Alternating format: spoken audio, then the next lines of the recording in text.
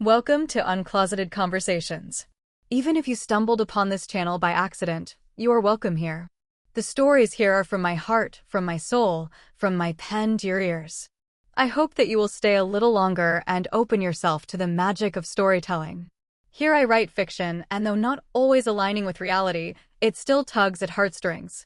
Stories are escapes and sometimes a balm to the soul. So, enjoy your time here, and if reality presses down too loud and too hard, come knock at the door, come in, take a seat, grab a coffee, and just exhale. These are veil-bound stories, and the space is free and non-judgmental. Sit back, earphones or pods in, and let's listen to another exquisite romance. Small Hands Melted the Ice Queen. Chapter 1. The Snowstorm. A rare snowstorm swallowed the northern skies of Italy whole. Thick, merciless, unapologetic. Planes were grounded like wounded birds. Flights cancelled. Tempers frayed. The airport hummed with stranded souls and simmering fury. Isabel Carmen de Simone did not do waiting. CEO of Sartoria del Lago. Empress of silk and power. A woman accustomed to doors opening before she reached for the handle. Irritation sat on her shoulders like an ill-fitting coat. The line to check-in stretched endlessly. Isabel stepped out of it. "Excuse me," a woman's voice said calmly behind her. "I think that lady was saying." Isabel didn't turn. "Sorry. I don't understand Spanish. English, please." "I'm sorry, but I need to." "Sorry, why are you sorry?" Isabel snapped, finally facing her. "Miss," the woman tried again. "Miss?" Isabel laughed, sharp and humorless. "Don't you fucking miss me. I paid for first class. You will put me on the next flight to London." The woman behind the counter didn't flinch. "There's a heavy snowstorm," she said evenly. "As you may have noticed." Isabel leaned in. "I fly first class. Platinum Volare miles. American Express. All that shit." The woman tilted her head. "Do they change the weather?" A murmur rippled through the line. "Are you trying to be funny?" "No," she replied. "I'm telling you your flight is cancelled. And unless Amex, your platinum cards, your all that shit, can command the sky, you're stuck. Also, since you're Italian, you should understand Spanish. Now please step aside. I'm serving the person who was here before you." And just like that, she turned away. Dismissed. Isabel stepped back, stunned, as the woman continued helping passengers with quiet authority. That's when she noticed her. Soft auburn hair cascading like a waterfall down her back. Stray strands brushing her cheek. Hazel eyes, warm, unyielding. A sharp, elegant nose. Lips full and precise, moving rhythmically as she explained delays with patience Isabel had never mastered. There was tension in her shoulders. A smile worn like armor. Something shifted. Something dangerous. For the first time in her life, Isabel Carmen de Simone could not buy her way out of a moment. And worse, she could not stop looking at the woman who had just put her in her place. Chapter 2. Accepting the Inevitable. Isabel Carmen de Simone stood near the windows, arms crossed, jaw locked, watching snow devour the runway. Runway lights blinked uselessly beneath white accumulation. Plows crawled like insects. The sky offered no apology. Her phone buzzed. Cancelled. Delayed. Unavailable. She exhaled sharply through her nose. "Fine. Hotel," she muttered, already dialing. The call rang. Once. Twice. "Yes," she said the moment someone answered. "I need a suite. Close to Malpensa. Immediately." A pause. Typing. "I'm sorry, Signora. Every hotel within 20 kilometers is fully booked." Isabel closed her eyes. "Check again." "We've checked. Snowed-in passengers, flight crews, families. There is nothing." "I don't need nothing," Isabel snapped. "I need a room." Another pause. Quieter now. Almost sympathetic. "There is one place," the voice said. "But it's not luxury." Isabel's eyes opened. "Explain." "A small lakeside hotel. Old. Warm. Limited staff. One road in. One out. The police are restricting traffic, but if you leave now, you might make it before they close the last route." Isabel hesitated. Her mansion sat beyond the hills, unreachable, sealed behind walls of snow and authority that meant nothing tonight. Send me the address. The call ended. She slid the phone into her coat and turned. That's when she saw her again. Yasmin stood a few meters away, crouched beside a small boy wrapped in a puffy blue jacket, her voice soft, steady, reassuring. Alejandro Corazon, look at me, she said gently. Breathe with me. In and out. That's it. You're safe. The boy rocked slightly, fingers clutching a worn dinosaur toy.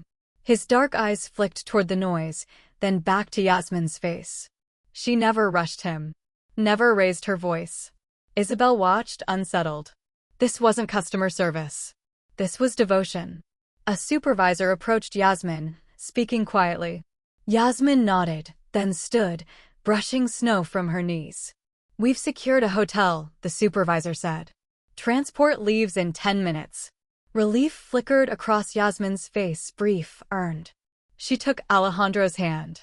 Isabel stepped forward before she could stop herself. Which hotel? Yasmin looked at her, expression cool, unreadable. The only one still reachable. Where? Lago di Viverone. Isabel froze. That was the address on her phone. For a heartbeat, neither of them spoke. Snow pressed against the glass. Fate smirked. Looks like, Yasmin said finally, tone dry, you didn't manage to buy the weather after all.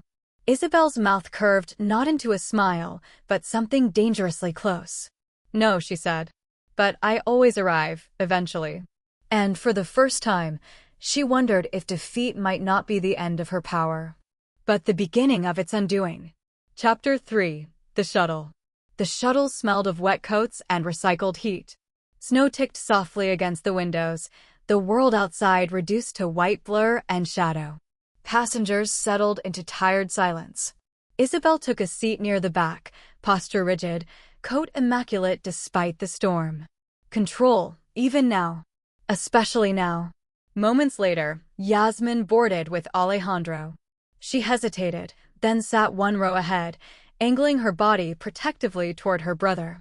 Alejandro climbed into the seat beside her, dinosaur clutched tight, eyes tracking everything. The hum of the engine made his shoulders tense. Estamos bien, Yasmin whispered.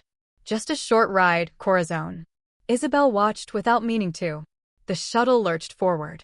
A low vibration rippled through the seats. Alejandro shifted, then turned.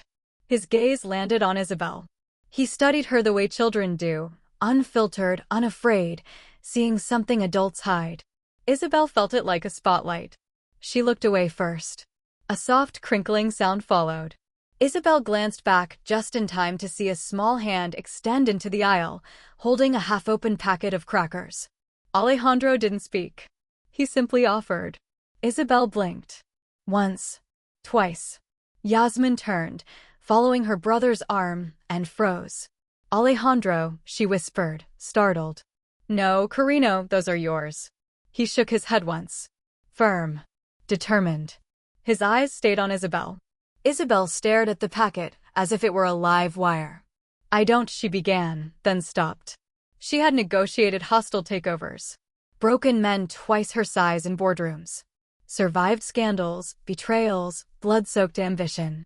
No one had ever offered her anything without wanting something back. Slowly, carefully, she reached out and took one cracker. Thank you, she said, voice unfamiliar, lower, softer. Alejandro watched her closely as she ate it. Then smiled. Small. Victorious. Yasmin was speechless. Her gaze snapped to Isabel, searching, suspicious, sharp, protective. He doesn't do that, she said quietly. Not with strangers. Isabel met her eyes. No arrogance now. Just honesty. I won't take more, she said. I promise. Alejandro, apparently satisfied, tucked the snacks back into his lap and leaned against his sister, humming under his breath. The shuttle rolled on through the storm. Something settled in Isabel's chest, heavy, warm, unwanted. For the first time, someone had chosen her without fear. Without money. Without knowing who she was. And Yasmin Criado, still watching her, still guarded, looked at Isabel Carmen de Simone like she was seeing the beginning of a possibility she did not intend to allow. The snow kept falling, and Isabel knew this was not a battle she could win the way she was used to fighting. Chapter 4. The Hotel. The hotel emerged from the snow like a memory that refused to be buried. Old stone. Warm light spilling through mullioned windows. A carved wooden sign swaying in the wind, Lago di Viverone, its letters softened by time and weather. The shuttle hissed to a stop. Inside, the lobby was small but alive. A fire crackled in a wide hearth. Boots thudded against worn tiles. Coats steamed. The air smelled of pine, coffee, and something slow-cooked. Yasmin guided Alejandro to a bench near the fire before stepping up to the desk. "Just a moment," she told him gently. "Don't wander."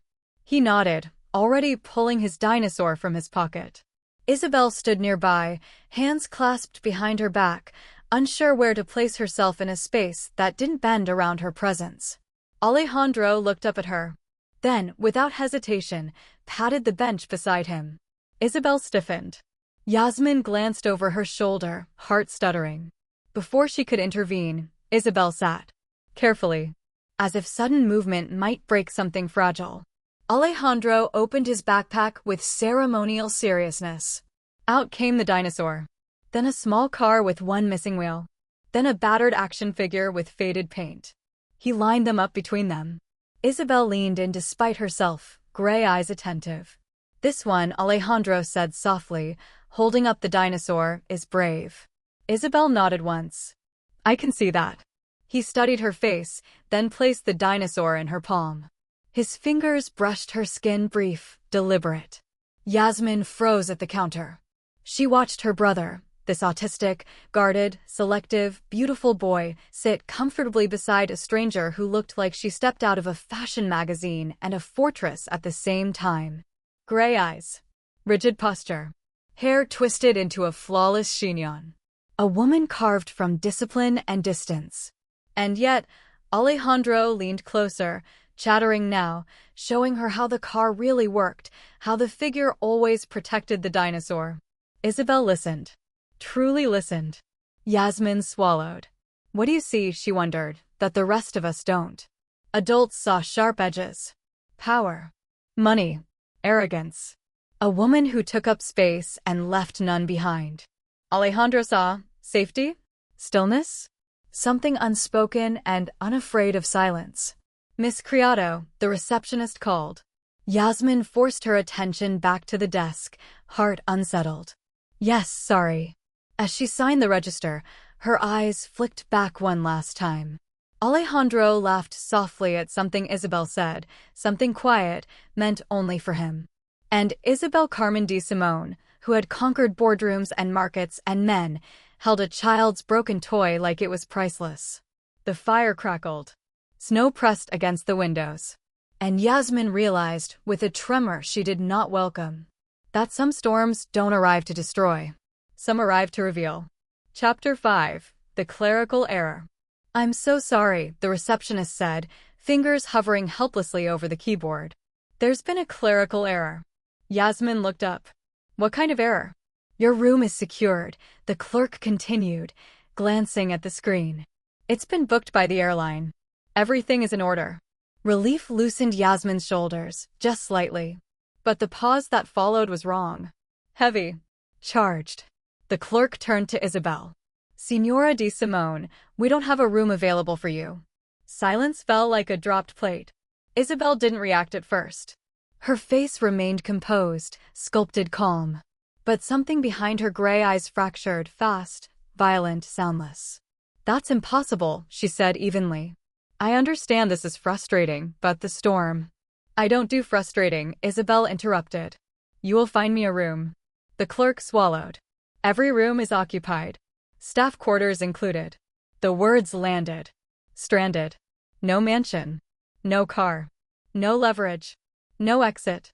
Yasmin watched the moment Isabel's control slipped, not theatrically, not loudly, but inward, like a door slammed shut in a long-abandoned house. Anger flared first. Then something worse. Despair. Alejandro felt it. He stood from the bench and crossed the space between them without hesitation. Small fingers slipped into Isabel's rigid, clenched hand. Isabel startled, breath-catching. Alejandro tugged once, firm and insistent. "Come," he said softly. Yasmin turned. "Alejandro, wait." But he was already pulling Isabel toward her, toward the hallway, toward the inevitable.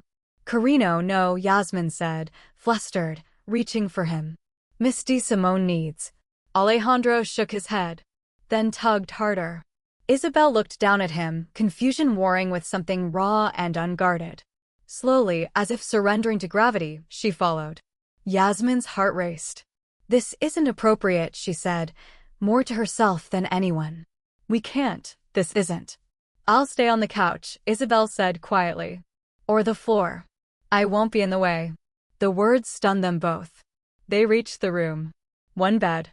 One small sitting area. Warm light. Heavy curtains. Safety. Alejandro released Isabel's hand only long enough to climb onto the bed, patting the space between the pillows with absolute certainty. "Here," he said. Yasmin stopped breathing. Isabel froze. "No," Yasmin said immediately. "Alejandro, sweetheart." He looked at her, eyes steady. Unmoving. "She stays." The room shrank. Adult logic scrambled for purchase, boundaries, propriety, power dynamics, history, but none of it mattered against the quiet authority of a child who had already decided. Isabel straightened, every instinct screaming retreat. "I don't want to cause trouble," she said, voice low. "I'll find another solution." Alejandro reached for her hand again. Held on. Yasmin closed her eyes. When she opened them, Isabel Carmen DeSimone stood impossibly close, close enough to see the fine tension at her jaw, the exhaustion beneath the polish, the woman beneath the empire. "This is temporary," Yasmin said tightly. "One night. That's all." Isabel nodded. "One night." Their gazes locked. Snow pressed against the windows. Firelight flickered. Fate leaned in. And neither of them said what they were both thinking. That closeness this forced was not accidental. And that something once broken had just been placed, quietly, irrevocably, between them. Chapter 6. The Night Titans. The room settled into a fragile quiet. Isabel stood near the window, phone pressed to her ear, voice clipped, controlled, still fighting the world as if it might remember who she was if she pushed hard enough. "No. Tomorrow morning is unacceptable." A pause. "Yes, I understand the storm." Another pause, sharper now.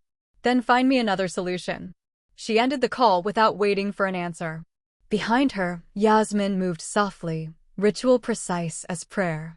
She helped Alejandro into his pajamas, folded his clothes with care, lined his toys neatly on the bedside table, dinosaur first, always. "Teeth, Carino," she murmured. "Then stories." Alejandro nodded, already climbing beneath the blankets. Isabel pretended not to watch. Failed. Another call. Another refusal. Another closed door. She exhaled slowly, spine stiff, unease crawling beneath her skin. This space, this forced stillness, was unbearable. "I'll take the floor," she said finally, turning. "I don't need much." Yasmin looked up, distracted. "There's an armchair." "That will be fine." Alejandro yawned. Yasmin smiled at him. "I'll be right back." She crossed the room toward the small bathroom, speaking absently as she went, half to herself, half to him. "I just need to send one email before bed. The freelance contract for Sartoria del Lago." She stopped mid-step. The words echoed. Sartoria del Lago. Her breath vanished. Yasmin turned slowly, color draining from her face like blood pulled by gravity. Isabel stood frozen, phone lowered. The air changed. Thickened. Sharp. "What?" Yasmin said. Isabel's gray eyes locked onto her. No arrogance now. No shield. Just dawning recognition. "Sartoria del Lago," Yasmin repeated, quieter this time. "That's your company." Not a question. Isabel swallowed. Yes. 3 years collapsed into the space between them. The rejection letter. The unpaid internships. The designs returned unopened. The night Yasmin sold her sewing machine. The day she stopped dreaming and started surviving. Yasmin laughed once. Short. Disbelieving. It broke something in her chest. You, she said softly, dangerously, you're the CEO of the company that rejected my designs. Isabel opened her mouth. Closed it again. Alejandro shifted in bed, sensing the change. Yes? Yasmin didn't look away from Isabel. Go to sleep, Corazon. Isabel took a step forward, then stopped herself. I didn't know, she said. I swear to you I didn't. Yasmin's eyes burned. You didn't need to.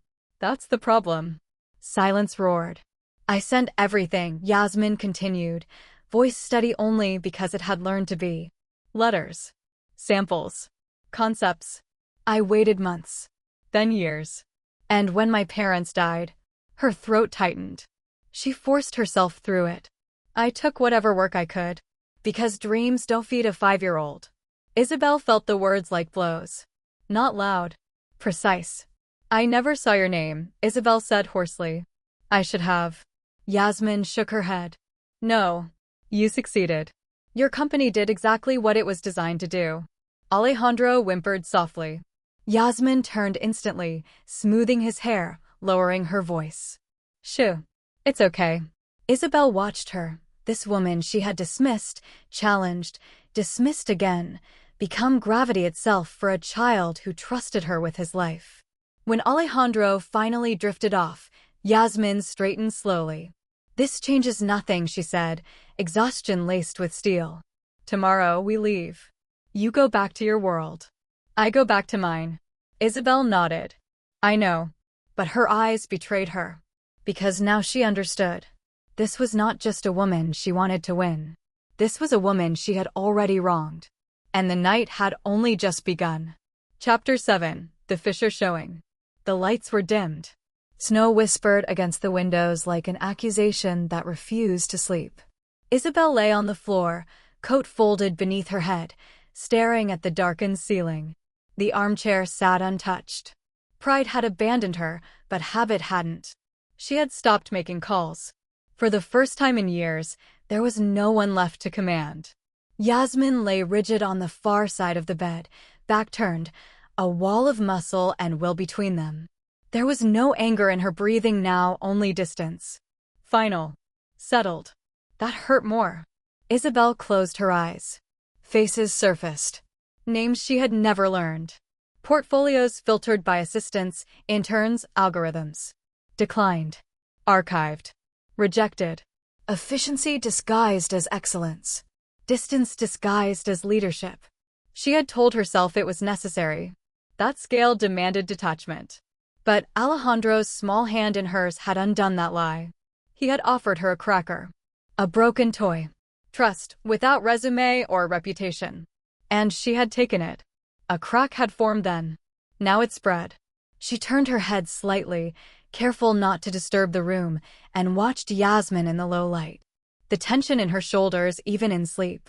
One arm curved protectively toward the small body between them.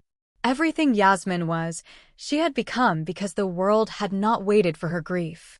Isabel swallowed hard. I can't undo it, she whispered into the dark, unsure if she was speaking to Yasmin or herself. I know that. Yasmin did not move. I won't insult you by pretending an apology fixes anything, Isabel continued, voice rough, stripped of polish. But I see it now. The damage. The people we never look at long enough to matter. A pause. I built a company that forgot how to see. Still nothing. Alejandro stirred, fingers twitching in his sleep. He murmured something unintelligible and reached blindly toward the edge of the bed. Isabel moved before thinking. She lifted herself onto one elbow and offered her hand. His fingers found hers instantly. He settled. Isabel's chest tightened, sharp and unfamiliar. Not pain. Worse. Responsibility. The ice around her heart did not shatter. It split. A slow, spreading fissure thin at first, then widening, letting something warm and dangerous seep through. She stared at the ceiling again, tears burning without permission. She had conquered markets, outlasted rivals, broken systems. But this quiet understanding that power, once misused, left bodies in its wake. This was the first thing she did not know how to survive unchanged. Behind her, Yasmin watched in silence, eyes open, heart warring with itself. She saw it too. The fissure. And she hated that part of herself that noticed. Chapter 8. Morning brings silence. Morning crept in without ceremony. The storm had softened overnight, its fury spent. Snow lay thick and pristine around the hotel, the world hushed as if holding its breath after confession. Somewhere beyond the mountains, engines hummed again. Local flights were moving. International ones remained grounded. Yasmin did not wake Isabel. She moved through the room with practiced silence, the kind born of years spent not disturbing grief, sleep, or fragile hope. Clothes folded. Shoes laced. Bags zipped. Alejandro stirred as she dressed him, eyes still heavy with dreams. "We're going," she whispered. Quietly. He nodded, obedient, then paused. His gaze drifted to the floor beside the bed. Isabel lay there still, turned away, hair loosened from its chignon, face stripped of armor by sleep. For a fleeting moment, she looked human. Alejandro hesitated. Yasmin caught his hand. "Come, Carino." He frowned but followed. At the door, he looked back once more. His dinosaur was still on the bedside table. Yasmin took it, pressed it into his palm. "Say goodbye in your heart," she said softly. He considered this, then nodded. They left without a sound. The hallways smelled of coffee and morning bread. The clerk barely glanced up as Yasmin handed back the key. No drama. No confrontation. Just departure. Outside, the air was crisp, clean. Snow glittered like something forgiven but not forgotten. Isabel woke and slipped quietly into the bathroom without looking at the bed. The room was darkened. 10 later, Isabel emerged from the bathroom, towel around her neck, hair damp, face composed again, CEO reassembled piece by piece. The room felt wrong immediately. Too empty. Too quiet. She noticed the bed first. Neatly made. No sign of morning chaos. Then the silence where Alejandro's soft hum should have been. Her chest tightened. She crossed the room and stopped short. The dinosaur was gone. Only the faint indentation on the pillow remained, already fading. Isabel sat slowly on the edge of the bed, hands resting uselessly in her lap. They had left. No note. No goodbye. No forgiveness. And yet, she pressed her palm to the spot where Alejandro had slept, the warmth long gone, but the shape still there. The fissure in her heart widened.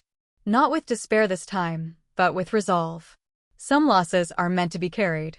Some absences are instructions. And Isabel Carmen de Simone finally understood.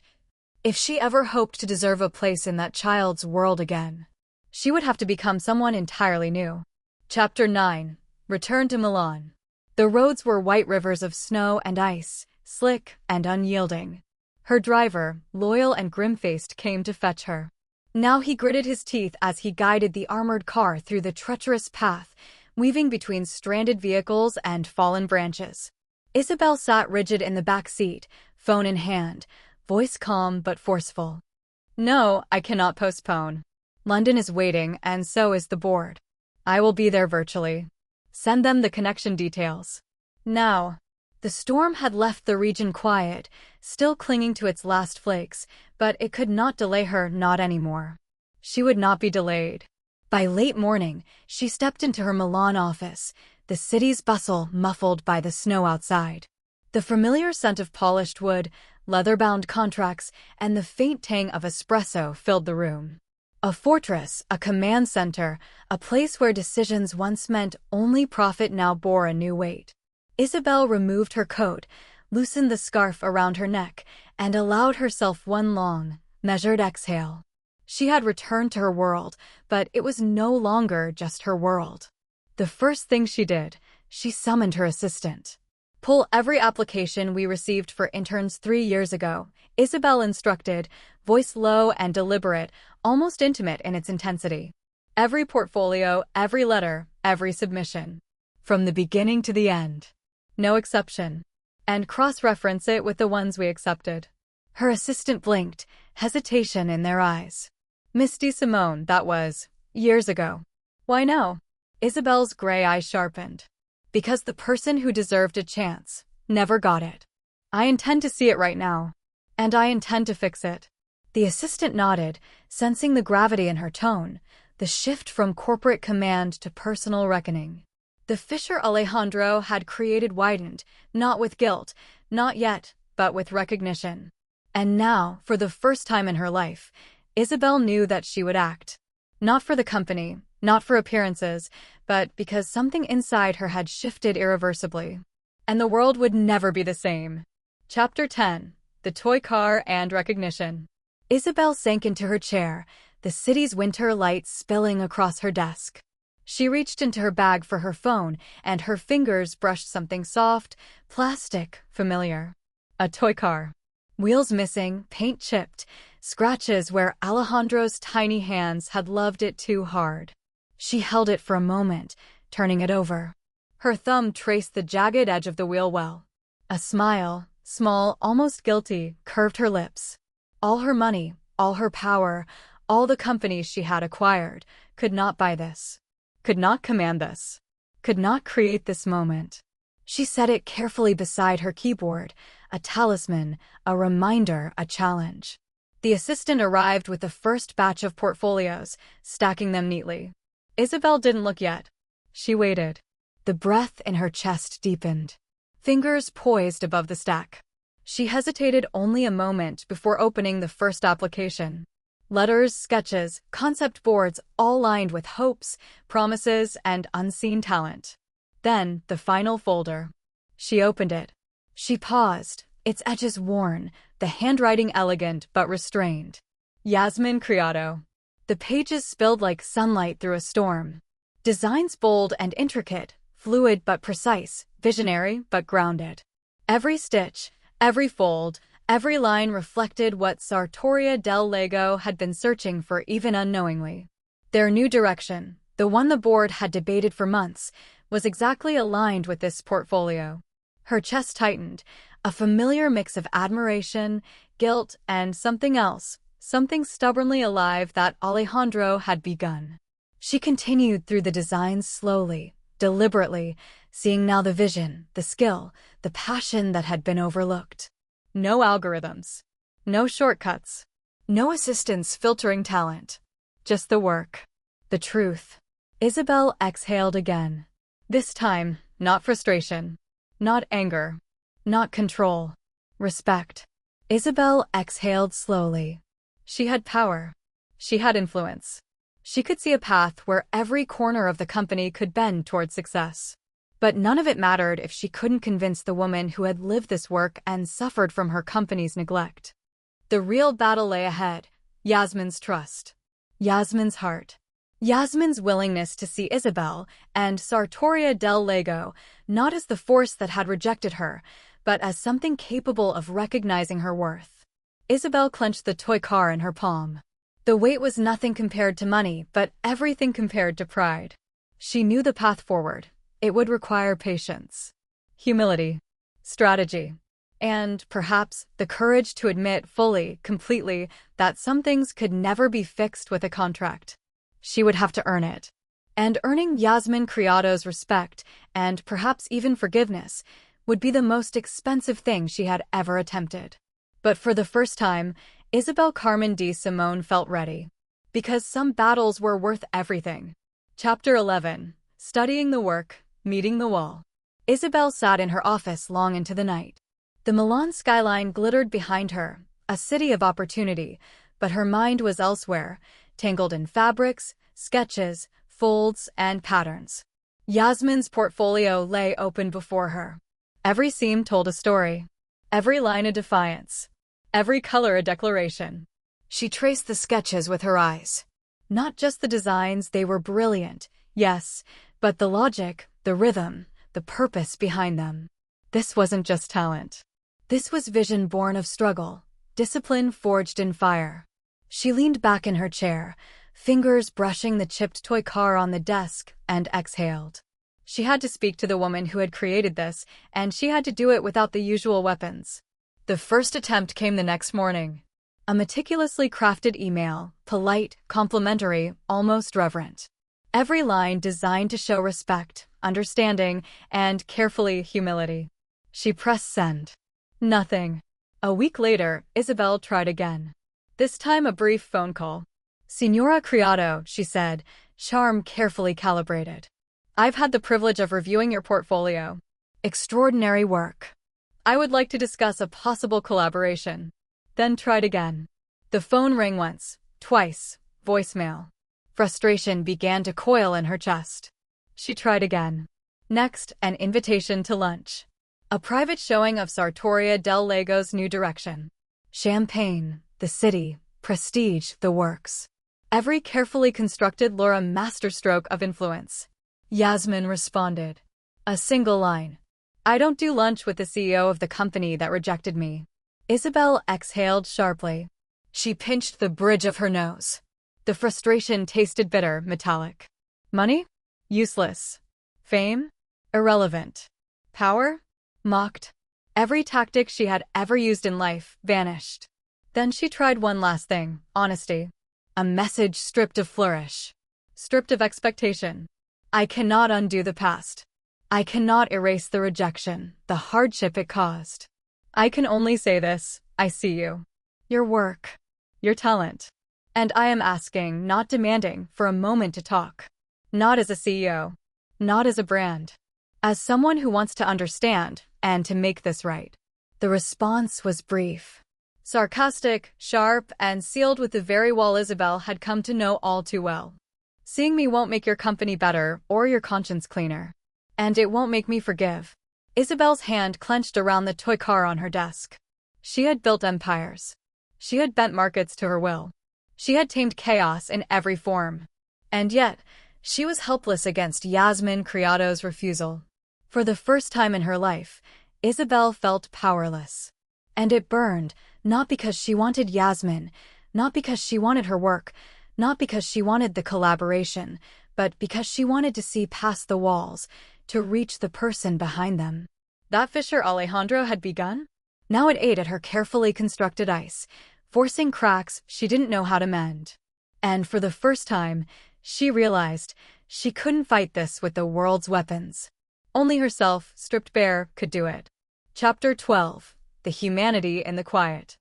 Isabel sat alone in her office long after the city lights dimmed, the toy car still on the desk like a talisman. The cold glow of the skyline was nothing compared to the fire burning in her mind. She opened her laptop not for business, not for contracts, but for research. The words typed themselves slowly, deliberately. Autism spectrum disorder, 5-year-old, sensory sensitivities, communication patterns, emotional regulation. Her fingers hesitated at each entry. She read articles carefully, absorbing information in a way she never had to absorb spreadsheets or quarterly reports. No assistants to filter, no networks to summarize. Just her and the words, the raw human reality of Alejandro's world. She watched videos of children who could not speak their feelings, who became frustrated at things most adults overlooked. She listened to parents describing exhaustion and triumphs, missteps and breakthroughs. She learned what patience truly required. Not patience for a business deal, not patience for a delayed flight, but patience for someone else's world entirely. And as she read, Isabel began to feel something she hadn't felt in a long time, humility. She realized that this little boy's frustrations were not tantrums to be corrected. They were attempts to communicate, to survive, to make sense of a world that was often too harsh, too fast, too loud. The toy car in her hand, a broken, imperfect thing, suddenly made sense. She had held it before without understanding. Now she understood its worth, its meaning, its power to comfort, to soothe, to bridge. Alejandro had shared a piece of himself with her without asking anything in return. And that had opened a crack in her carefully constructed walls. She didn't need assistance. She didn't need influence. She didn't need money. All she needed was time, attention, and willingness to truly see. Hours passed. Notes were scribbled. Observations compiled. Patterns studied. Strategies considered, not for control, not for gain, but for connection. And slowly, almost imperceptibly, Isabel felt herself change. This wasn't about winning Yasmin's attention. This wasn't about proving she was a better CEO or making up for past mistakes. This was about being human, in a way she had forgotten how to be. Alejandro had given her a gift she had never asked for, and she vowed silently to honor it. Not with money, not with power, not with fame, but with understanding. The fissure in her ice heart widened. Warmth seeped in. Tentative. Uneasy. But real. For the first time, Isabel Carmen de Simón realized that the greatest victories in life were not measured in profit, prestige, or influence. They were measured in empathy, in the courage to see someone else fully. And if she could reach Alejandro this way, perhaps someday, just perhaps, she could reach Yasmin too. Chapter 13. The Hidden Hours. The airport was awake with its usual buzz, travelers scurrying, luggage rolling, announcements crackling over speakers, but Isabel moved through it like a shadow. Not the commanding CEO anyone feared. Not the woman who could bend schedules, flights, or assistants to her will. Just a woman with purpose. She had learned to read her schedule as carefully as she had read Alejandro's cues. Timing was everything. Yasmin Criado's shifts were precise, predictable. Isabel could never be seen, not yet, not while she was still finding the language of this world she had ignored for so long. She found the small corner of the airport reserved for the children of the staff. Those who didn't have access to schools or daycare. Bright crayons, mismatched toys, laughter that rang like bells against the terminal's cold walls. And there they were, small hands, small voices, all of them waiting for attention that often came in scraps. Isabel didn't announce herself. She didn't try to impress anyone. She simply sat. She built block towers. She handed out snacks. She laughed when one of the boys toppled her carefully stacked Lego creation, carefully rebuilding it with him, letting the tower grow taller, shakier, stronger. She noticed the little victories, a shy smile, a hand held when a child was scared of the security announcements, the pride when someone drew a picture for the first time. She didn't give orders. She didn't correct mistakes. She just saw. And each visit, each quiet hour, brought something she hadn't expected, a sense of peace, a sense of worth that had nothing to do with Sartoria del Lago. She was not the CEO here. She was simply present. Human. Needed in the small way that mattered most. The schedule was always tight. Always precise. Isabel would leave moments before Yasmin arrived after her shift. Never crossing paths. Never leaving evidence. But the small footprints she left, the laughter, the comfort, the patience, were enough. Isabel walked back through the terminal, blending seamlessly into the crowd, carrying nothing but the warmth she had collected from those hours. No announcements. No recognition. No expectation. And yet, deep in her chest, she felt a pulse. A growing certainty that these hidden acts, these quiet gestures of attention and care, were shaping something that money, power, and fame never could. For the first time, Isabel realized change didn't have to be public. It didn't have to be dramatic. Sometimes, the most profound transformations happened in secret, with the smallest hands guiding the way. And somewhere in the terminal, in a life untouched by her presence, Yasmin Criado remained unaware, but Isabel knew the work she was doing was already speaking, quietly, in the language of heartbeats and trust. Chapter 14. Alejandro's Episode. The airport play area buzzed with energy, bright laughter bouncing off the walls, but one small boy was unsettled. Alejandro's face was tight, his hands fisting in frustration, little sounds escaping him that were sharp and jagged. Something had set him off.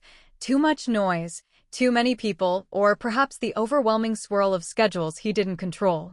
Yasmin arrived as the call came over the intercom. Her heart sank when she saw him rocking, whimpering, spinning in a loop of agitation. Alejandro Carino. It's okay. Look at me, she said, voice soft but firm. She approached slowly, crouched to his level. You're safe, Alejandro. Breathe with me. 1, 2. But the more she tried, the worse it became. His little body writhed, cries louder, tears streaking his face. Every attempt to control, to reason, to calm him only escalated the tension. Yasmin's hands trembled slightly, frustration gnawing at her chest, not at him, at herself, at the helplessness she felt. And then, like a quiet tide, Isabel appeared. She didn't announce herself. She didn't call out. She didn't even glance at Yasmin. She walked directly to Alejandro, kneeling slowly, hands open, her posture calm and unthreatening. "Hey there," Isabel said softly. Her voice wasn't polished or commanding. It was measured, steady, gentle. "I see you're upset." "That's okay. I'm here." Alejandro froze. His frantic movements slowed fractionally, not because he knew her, but because the energy she carried didn't demand, didn't press, didn't overwhelm. It simply existed. Isabel reached slowly for his hands, not grabbing, not forcing. She mirrored his small movements, her body reflecting his tension, then gradually, inch by inch, slowing, softening. "Let's breathe together," she whispered. In, out, in, out. Yasmin's eyes widened. She had seen the techniques in her research, but no one had ever executed them with such calm, such patience, without reacting to the chaos itself. Isabel's hand rested lightly on Alejandro's shoulder, then shifted, gentle, guiding him to sit. She handed him a small toy, one that matched the sensory cues he liked. His fingers wrapped around it, and finally, his cries began to soften, his breathing lengthening. "You're okay," Isabel murmured. "You're safe. I've got you." For the first time that morning, Alejandro's body relaxed. His eyes blinked up at Isabel, not just with recognition, but with trust born of understanding, the kind that comes when someone truly sees you. Yasmin could barely move. She stood frozen, awe and disbelief warring across her face. The rigid, meticulous, Ice Queen CEO, whom she had never trusted, never liked, perhaps even despised, had done what she could not. When Alejandro finally leaned against Isabel, fingers gripping hers lightly, Yasmin felt the ground shift beneath her heart.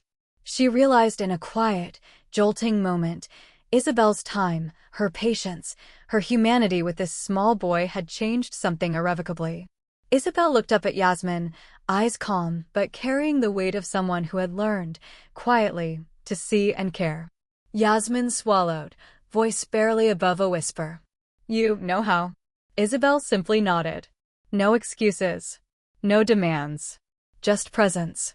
And in that room, in the hum of fluorescent lights and distant airport announcements, the air between them shifted. Slowly. Tentatively. But undeniably. Chapter 15. The Silent Bridge. The airport play area hummed with distant noise, but in their corner, time seemed to fold inward. Alejandro sat quietly with his toy, absorbed in a small world of his own making. Yasmin's knees bent, and without thinking, she sank to the floor beside Isabel. No words. No explanations. Just the weight of presence. Isabel's gray eyes found hers, calm, steady. No pride. No demands. Just patience, the kind that only comes from understanding and care. They sat like that for minutes that felt like hours. The tension of the past, the rejection, the sarcasm, all of it, had dissolved into something softer, something fragile, something alive. Yasmin's hand rested loosely in her lap, fingers brushing the edge of the toy car Isabel still held. She took a breath, slow, careful, testing the silence. Then, softly, almost inaudible over the hum of the terminal. "I will take that appointment now." The words hung there, gentle, tentative. Not a victory cry. Not a capitulation. Just a bridge. Isabel's hand twitched, then she let it rest against the chipped plastic of the toy car, a quiet acknowledgement. No celebration. No fanfare. Just the beginning of trust earned in small, careful increments. And in that simple whisper, something monumental shifted. The ice had cracked. The walls had begun to bend. And the future, messy, uncertain, human, was theirs to explore together. Chapter 16. The First Appointment. The boardroom was quiet, the morning light filtering through tall windows, illuminating the gleaming surfaces of polished wood and chrome. Isabel stood at the head of the table, composed, gray eyes steady. Yasmin sat across from her, arms crossed, posture rigid, expression unreadable. "Señora Criado," Isabel began, voice calm but resonant, "I've reviewed your portfolio thoroughly. Your designs, raw, bold, unapologetic, are exactly what Sartoria del Lago needs. 3 years ago, we failed to see your vision. Now, with the company's new direction, this is the work we cannot ignore. She gestured to the spread of sketches on the table. This is not just talent, it is the future of the brand. And I want you to lead that future. Yasmin's hazel eyes didn't waver. Her lips pressed together, skeptical. Words don't fix what 3 years of rejection destroyed. Isabel nodded. I understand. And I am not asking you to forgive the past. I am asking you to see the present. And the potential. Yasmin leaned back, arms still crossed. If I agree to this, it is on my terms. Full autonomy. No changes forced to satisfy your power. A small team of my choosing. And a space for Alejandro. He is my priority. Isabel inhaled, measured. I can meet every condition, except Alejandro. I have found him the best school in Milan, one that understands him, that will allow him to be himself, to learn, to grow. His full tuition will covered. He will have a place to thrive. Yasmin's gaze sharpened, incredulous. You? What? I have done the research myself. Not because it is a PR move. Because I want him to have the life he deserves. Isabel's voice softened. I can offer him the foundation he needs. And I promise you, I will support it fully. The silence that followed was heavy. Yasmin's hand twitched slightly over her portfolio. She looked at Isabel, the same woman who had been infuriating, untouchable, unreachable, and now she saw someone who had truly changed. Someone who had learned, through a little boy and her own humility, what mattered. Finally, her lips curved into a slow, shocked smirk. Fine then. I agree. Isabel's chest loosened. Not relief.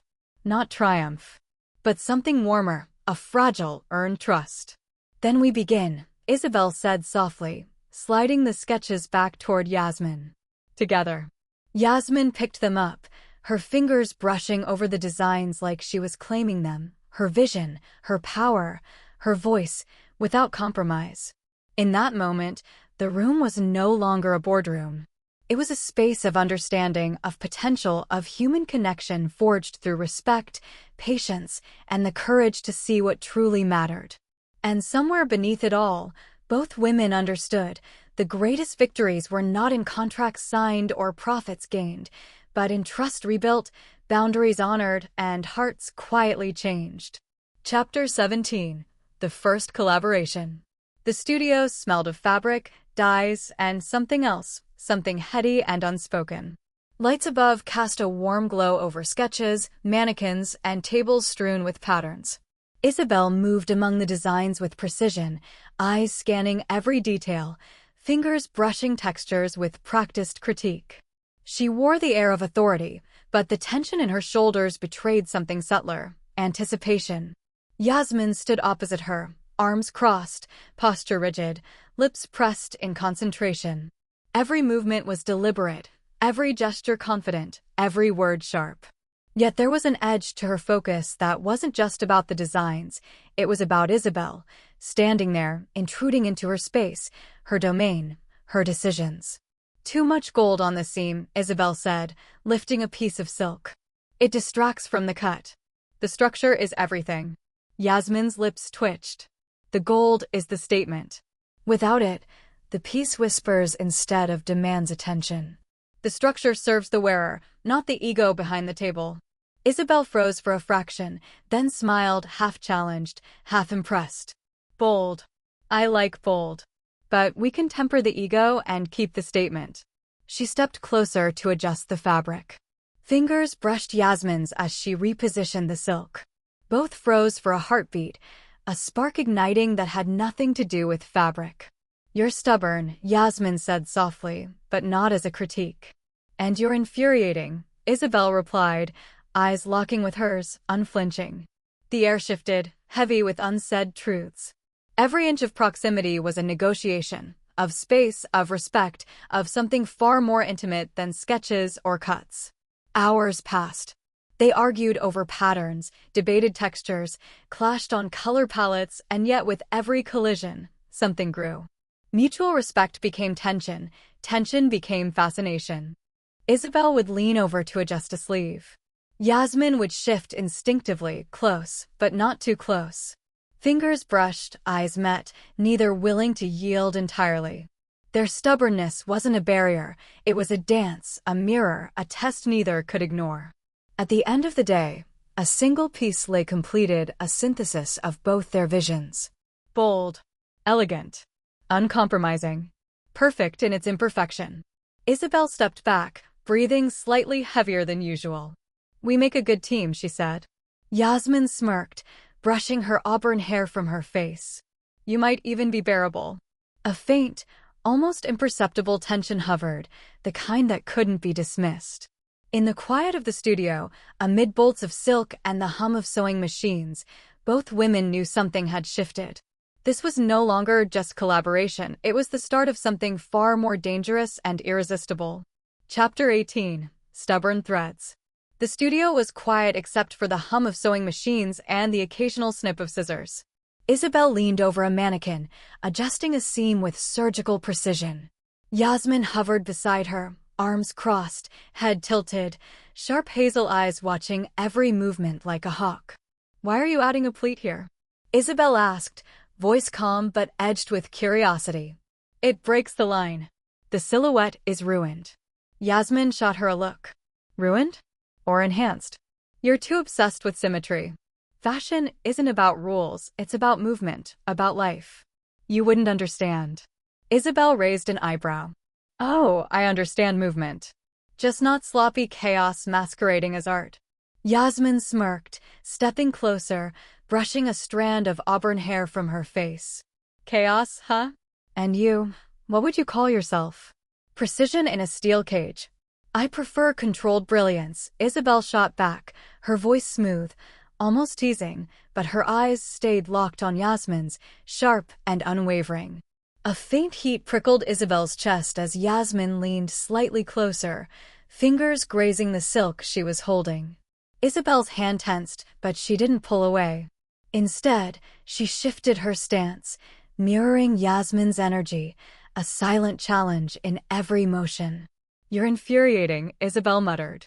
"Likewise," Yasmin replied softly, and the word carried a subtle weight neither admitted aloud. They moved around the studio like twin storms, clashing, colliding, and yet, somehow, complementing each other. Each disagreement became a spark, each correction a challenge.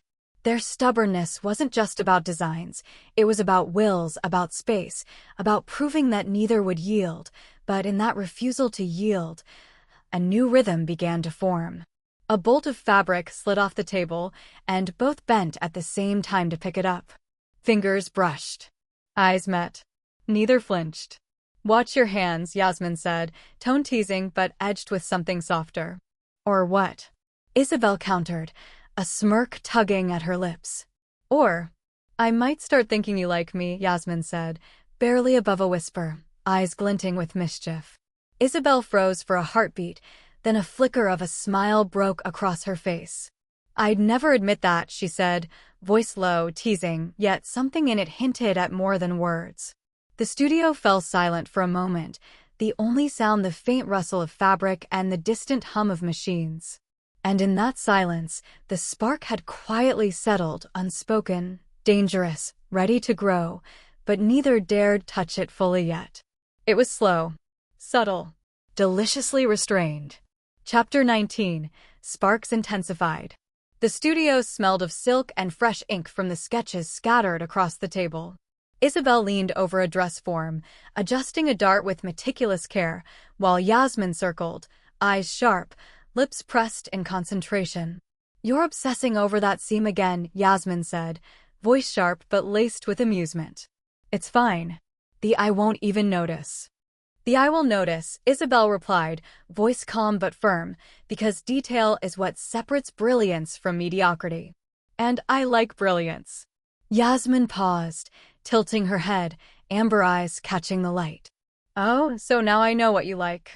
That explains all the other parts of your personality I tolerate." Isabel raised an eyebrow, a smirk tugging at her lips. "Tolerate me? That's generous. I'd call it enduring my perfection."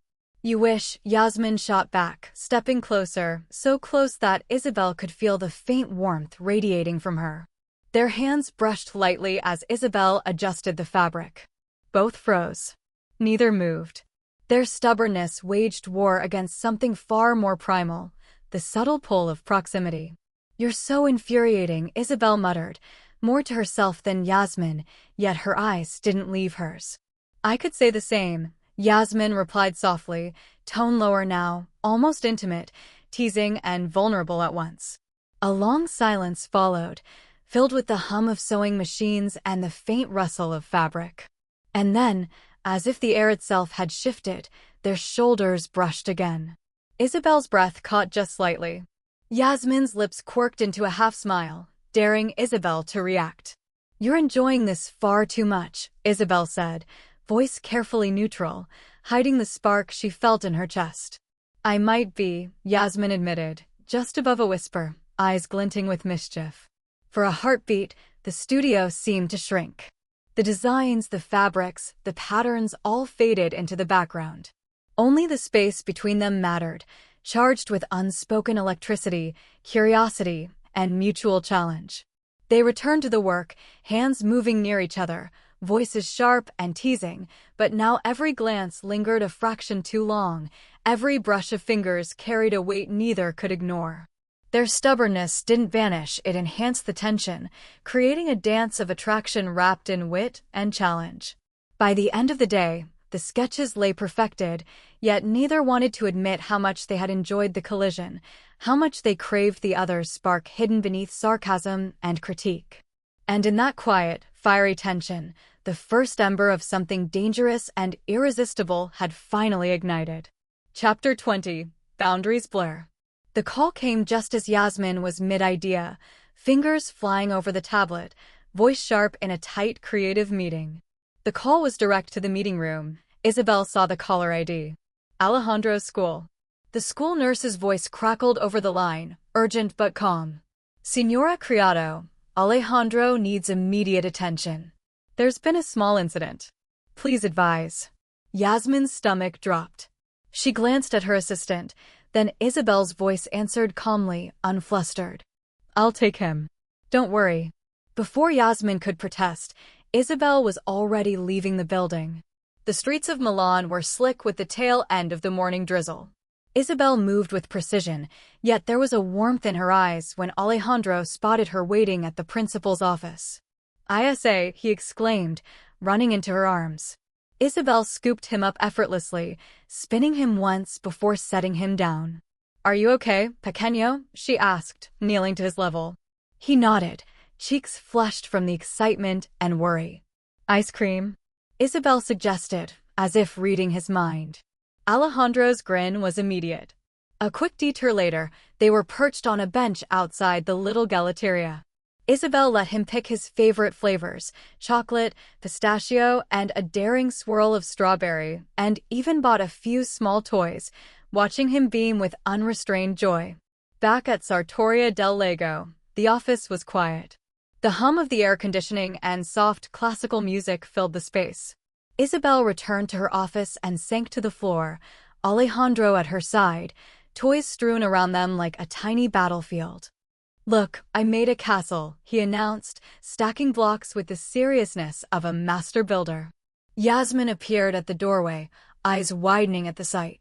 She stepped in, heart tight, upset. "You didn't call me," she said, voice sharp but tinged with something deeper: fear, worry, frustration. Isabel looked up, calm, unbothered. "I was available. And I will always be." Yasmin's eyes flashed, conflicted. "I don't want someone to give him hope, only to disappear from his life." Isabel smiled softly, reaching to adjust a block Alejandro had toppled. "I have no intention of disappearing. He's doing something to me, actually." She glanced at Yasmin with a playful glint.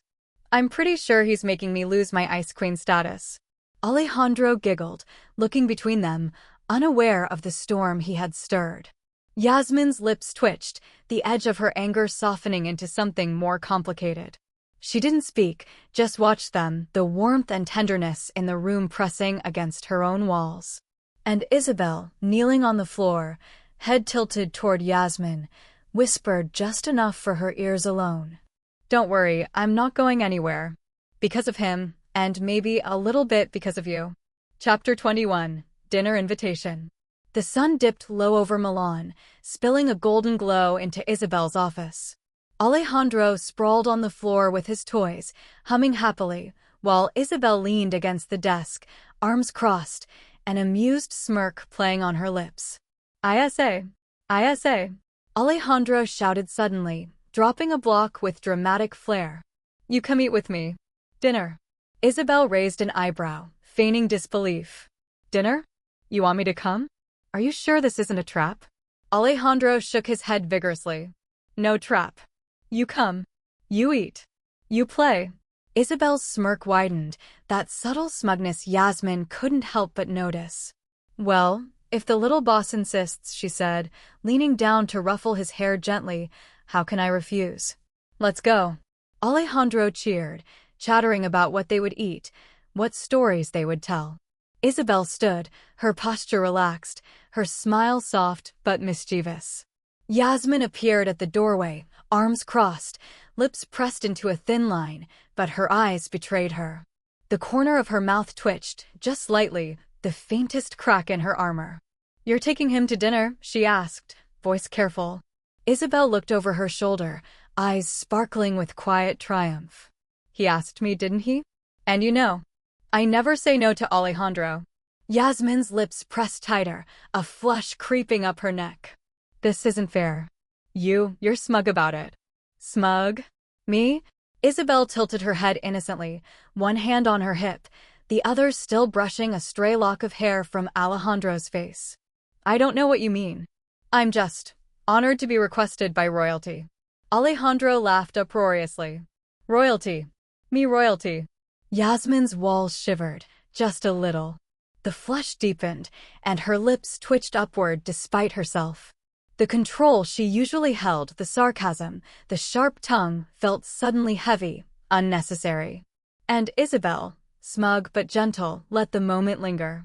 She had won Alejandro's heart, yes, but in doing so, she had also nudged open Yasmin's carefully guarded gates.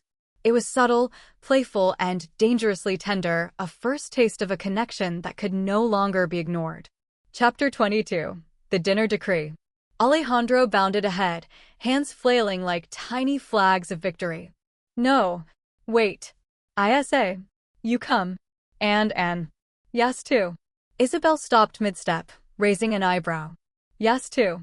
She glanced back at Yasmin, whose jaw tightened imperceptibly. Alejandro nodded vigorously, eyes sparkling. "Yes. You both. We eat. We laugh. We play." Yasmin crossed her arms, lips pressed in that stubborn line she always wore, but the laughter bubbling in Alejandro's voice and the sheer joy in his face were contagious. "You're making a scene," she said, voice tight, though her eyes betrayed her. "A scene?"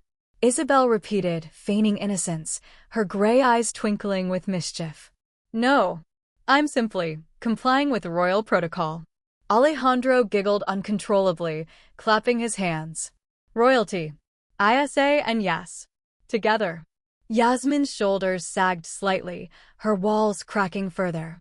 She tried to hide the warmth creeping into her chest. "You're ridiculous," she muttered, though the corners of her lips threatened a smile. Isabel's smirk widened, the tiniest bit smug. "Ridiculous? Perhaps. But requested by royalty? That's hardly negotiable." Alejandro grabbed both of their hands, dragging them forward with unstoppable enthusiasm. "Come on. Fast. We go eat." Yasmin followed, stiffly at first, but gradually relaxing as Isabel matched her pace, the two of them moving together with the little whirlwind Alejandro had created. And in that moment, the dynamic subtly shifted. Isabel had Alejandro's allegiance, and Yasmin was being pulled, against all her instincts, into a space of warmth, laughter, and shared care. The first rules of the household had been declared by a 5-year-old. Everyone eats together, and nobody gets to hide behind their walls. Chapter 23. Dinner with the Little Boss. The restaurant smelled of fresh bread and rich tomato sauce, a cozy corner reserved just for them. Alejandro practically bounced on his chair, eyes wide with excitement. Yes. ISA. Sit. Sit. We eat. Yasmin exhaled sharply, a mixture of amusement and exasperation, sliding into her chair opposite Isabel. She gave Alejandro a pointed look. Are you really treating this like a council meeting, little man? Alejandro grinned. Yes. I am king tonight. ISA and yes, follow me. Isabel, sitting beside him, tilted her head, smug and indulgent. Well, I am quite good at following orders from royalty, she said, letting her fingers brush his as she reached for a napkin. Yasmin shot her a look, part warning, part incredulous. You're enjoying this too much. Not at all, Isabel replied smoothly, though her smirk betrayed her. Merely complying with Alejandro's decree. Alejandro laughed, the sound pure and infectious, and Yasmin couldn't help but feel her tension ease just slightly. She watched Isabel leaning over to help Alejandro with his spaghetti, the silk scarf around her neck swaying slightly as she pulled the little strands of pasta away from his face. Careful, he likes to make a mess, Yasmin warned, her voice softening despite herself. Messes are part of childhood, Isabel said lightly, dipping her fork for another bite. I think he's doing this on purpose to test me. She glanced at Yasmin, gray eyes twinkling. I'm passing, aren't I? Alejandro beamed, yes. You pass. You good? Yes too. Yasmin's lips twitched, and she tried to hide the faint warmth spreading in her chest. She cleared her throat. You didn't need to feed him. I could have. He's enjoying it, Isabel interrupted smoothly, handing Alejandro a small spoon of gelato. And I enjoy seeing him smile. That's enough for me. The rest of the dinner was filled with Alejandro's chatter, demands for more spaghetti, stories about the playground, tiny battles over who got the last breadstick. Isabel played along, teasing gently, laughing softly, leaning in just enough that Yasmin noticed the way her hair fell over her face, the glint of amusement in her eyes. At one point, Alejandro looked between the two women, grinning like a tiny general surveying his troops. ISA, you sit closer. Isabel leaned just a little toward him, and Yasmin noticed, just barely, how Isabel's shoulder brushed hers. The subtle contact made her heart twist unexpectedly. Alejandro clapped his hands. Yes, perfect. Now we laugh. And laugh they did. Even Yasmin, stern and sarcastic, found herself chuckling. The Ice Queen walls weren't crumbling entirely, but they were starting to wobble, just enough that the sparks between her and Isabel were beginning to dance like firelight across silk and shadows. Chapter 24. Dinner. The moment of realization. Alejandro was mid-story, waving a tiny fork in the air like a sword, while Isabel leaned slightly to help him scoop some pasta onto a spoon. The movement brought her shoulder close to Yasmin's, their elbows brushing lightly. A stray strand of auburn hair had fallen over Yasmin's eyes. Isabel, with the casual precision she always carried, reached forward and gently pushed it aside, tucking it behind Yasmin's ear. For a heartbeat, the world stopped. Isabel's gray eyes held hers for just a second too long, and Yasmin froze, breath-catching. Something unspoken hovered in the space between them, heavier than the table, thicker than the laughter and chatter around them. Isabel's lips parted slightly, a flicker of disbelief passing over her features. This isn't supposed to happen, she thought, her hand lingering near Yasmin's temple. Her heart, so used to precision, control, and distance, felt a warmth creeping through its walls. A warmth she hadn't expected, not for anyone, and certainly not for someone like Yasmin. Yasmin blinked, caught between irritation at the invasion of personal space and something else. Something unfamiliar and dangerous, fluttering at the edges of her carefully guarded heart. Alejandro, oblivious, continued to chatter about dragons and castles, but the two women sat almost frozen, aware of the subtle electricity humming between them.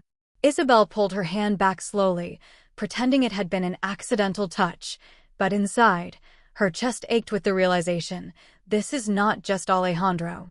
It's her. It's Yasmin. And Yasmin, for the first time, allowed herself a small, unintentional smile, the hint of vulnerability flickering across her face. The walls she had built so carefully were showing the tiniest fissures. The ice was melting. Not fully. Not yet. But enough for Isabel to see the soft edges forming beneath her defenses. Alejandro, sensing nothing, raised his fork triumphantly.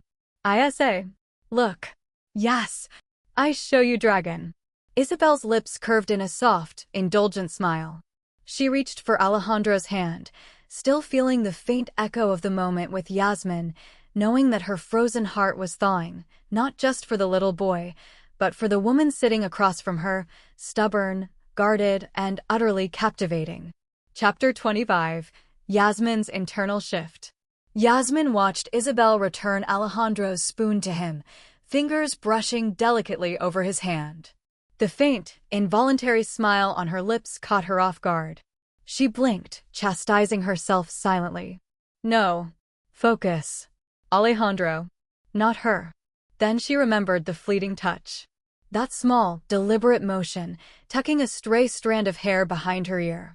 Her breath hitched almost imperceptibly, and her chest tightened. Why did that feel? She struggled for the right word. Why did that feel like warmth? Her mind recoiled, instinctively, with a sharp, cold logic. This is the CEO. She's precise, controlled, untouchable. This is impossible. Don't let it matter. And yet, her pulse betrayed her, quickening in a way she couldn't rationalize. She could feel the brush of Isabel's hand still, a phantom warmth lingering at her temple. Her walls, built from years of sarcasm, independence, and carefully measured detachment, trembled slightly. She's not supposed to see me like this. Yasmin thought, the realization creeping in with both thrill and fear. I'm affected by her. Her mind darted to every interaction, the patience Isabel had shown with Alejandro, the small smirk when he demanded attention, the effortless way she moved through the room. She's different with him. But that closeness, with me. Yasmin felt her own defenses shifting. Not broken, not fully, but softened. She became acutely aware of the space between them, the subtle brush of elbows, the slight warmth that radiated when Isabel leaned closer. Every teasing remark, every sarcastic jab now carried a new weight. It's not just banter anymore. It's tension. Electric tension. Her lips pressed together, holding back words she couldn't form. Her hands clenched lightly on the table. I can't. Yet, a part of her, a small, rebellious part, wanted to lean in, to see how far this could go, to feel that spark again. No. Alejandro comes first. She reminded herself, though a faint flicker of frustration crept in. Because for the first time, Yasmin was aware, Isabel Carmen de Simone was not just captivating her curiosity or her respect, but her heart. And she had no intention of asking permission. And that thought, dangerous, thrilling, infuriating, made her chest ache in a way she wasn't ready to admit. Chapter 26. Alejandro's Subtle Orchestration. It started innocently enough. Isabel was sitting at her desk, sketching, while Yasmin hovered over a stack of fabrics, debating a color palette. Alejandro toddled between them, a bright smile on his face, holding a tiny toy car in each hand. I say. Yes. Look, he exclaimed, dropping one car at Isabel's feet and the other near Yasmin's. Race. You both race. Isabel raised an eyebrow, amused, bending down to pick up the car. You want us to race? Against each other. Yes. Alejandro giggled, bouncing on the balls of his feet. Fast? Fast? Go. Yasmin sighed, exasperated but indulgent. You're impossible, she muttered, yet her lips twitched with a reluctant smile. Only with royalty, Isabel replied, smirking at Alejandro before glancing at Yasmin. Their eyes met for a heartbeat longer than necessary, and Alejandro clapped, oblivious to the silent electricity.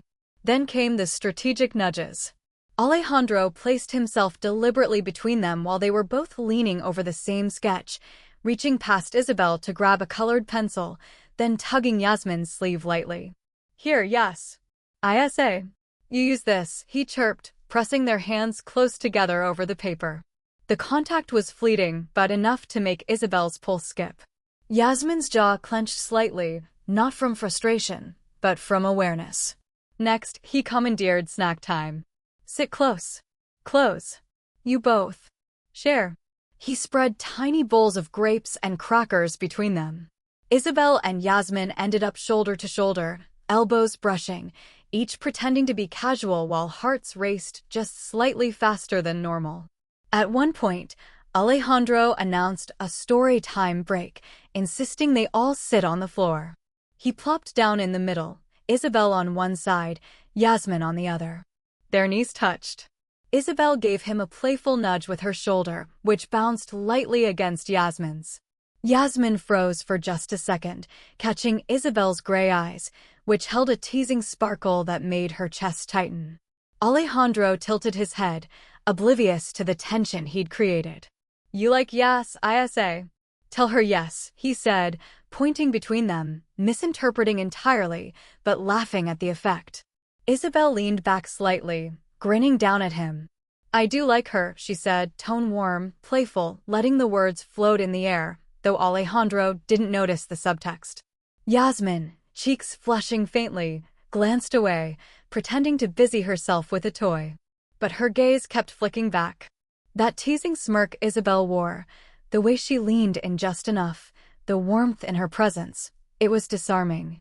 Alejandro, satisfied, picked up a toy plane and flung it gently toward the ceiling. Fly. Fly. ISA catch. And Isabel did. Her hand brushed Yasmin's just enough to linger slightly, eyes meeting in a charged glance. Neither said a word, but the spark that had been simmering quietly all this time flared just a little brighter. Alejandro clapped again, proud of his orchestration, unaware that he had just engineered a series of tiny, intimate moments, elbows brushing, hands touching, shared smiles, that were nudging both women closer to a connection neither had fully admitted. Chapter 27. The Dinner and the Kiss. Alejandro bounded ahead as soon as they stepped into Yasmin's apartment, chattering like a tiny whirlwind. ISA. Come eat. Yas makes best spaghetti. You like it? You like it? Isabel followed, smirking. Well, when the invitation comes from royalty, it's impossible to refuse. Dinner was chaos in the sweetest way. Alejandro insisted on serving himself first, spilling a little pasta, giggling uncontrollably. Yasmin laughed softly, watching Isabel gracefully intervene, hands gentle, voice soft, coaxing the boy to eat without fuss. Afterwards, Alejandro's eyelids drooped, heavy from excitement and the long day. Isabel, sitting on the sofa, held him in her lap. His head rested against her chest, small fingers curling around hers, breathing soft and even. Yasmin watched from the doorway, silent, the warmth in her chest pressing against the walls she had built. There was something in the way Isabel's fingers gently smoothed his hair, the care in her eyes, the quiet patience. This is how he deserves to be loved. When Alejandro stirred slightly, Isabel whispered, Shh, sleep, pequeño. I've got you. Minutes later, she carried him to his room, gentle and protective, tucking him under his blankets with precise care. Yasmin's eyes lingered on the scene, heart clenching. Isabel's tenderness wasn't just for Alejandro, it was spilling into the spaces around her, and Yasmin couldn't deny it. They returned to the kitchen to clean up together. The air was warm with the smell of tomato sauce, laughter from earlier, and something unspoken that hung like tension in every movement. Yasmin lifted a plate to place it on the top shelf. Isabel was rinsing another, leaning forward slightly. Then fate. Yasmin overreached, misjudged the distance, and collided into Isabel. Time froze. Their eyes met, gray meeting hazel, hearts skipping, breaths uneven. And then, inevitability. Lips met, soft at first, testing, searching, a spark igniting that neither could or wanted to deny. Isabel froze just a heartbeat, then responded, hands gently cradling Yasmin's face, as if guiding her into the moment. Yasmin's initial shock melted into surrender, her arms wrapping lightly around Isabel's waist. It was a kiss full of all the tension, all the teasing, all the subtle electricity they had been dancing around. It carried the weight of unspoken attraction, the tenderness Isabel had shown Alejandro, and the slow thawing of Yasmin's defenses. Alejandro, asleep, was oblivious, but the kiss was a quiet declaration, walls down, hearts open, and nothing could turn back this moment now. Chapter 28. The Lingering Intimacy.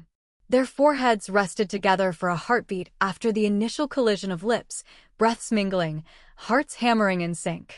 Isabel's hands cupped Yasmin's face, thumbs brushing along her cheekbones, memorizing the sharp curve of her jaw, the warmth beneath her skin.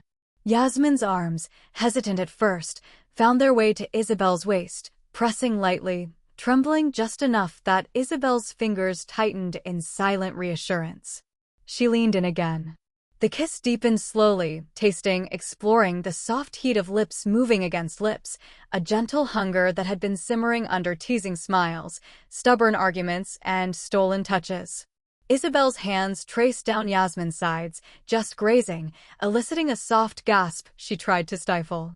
Yasmin's fingers threaded into Isabel's hair, tugging gently as the kiss intensified, slow, deliberate, exploring the unspoken, aching pull between them.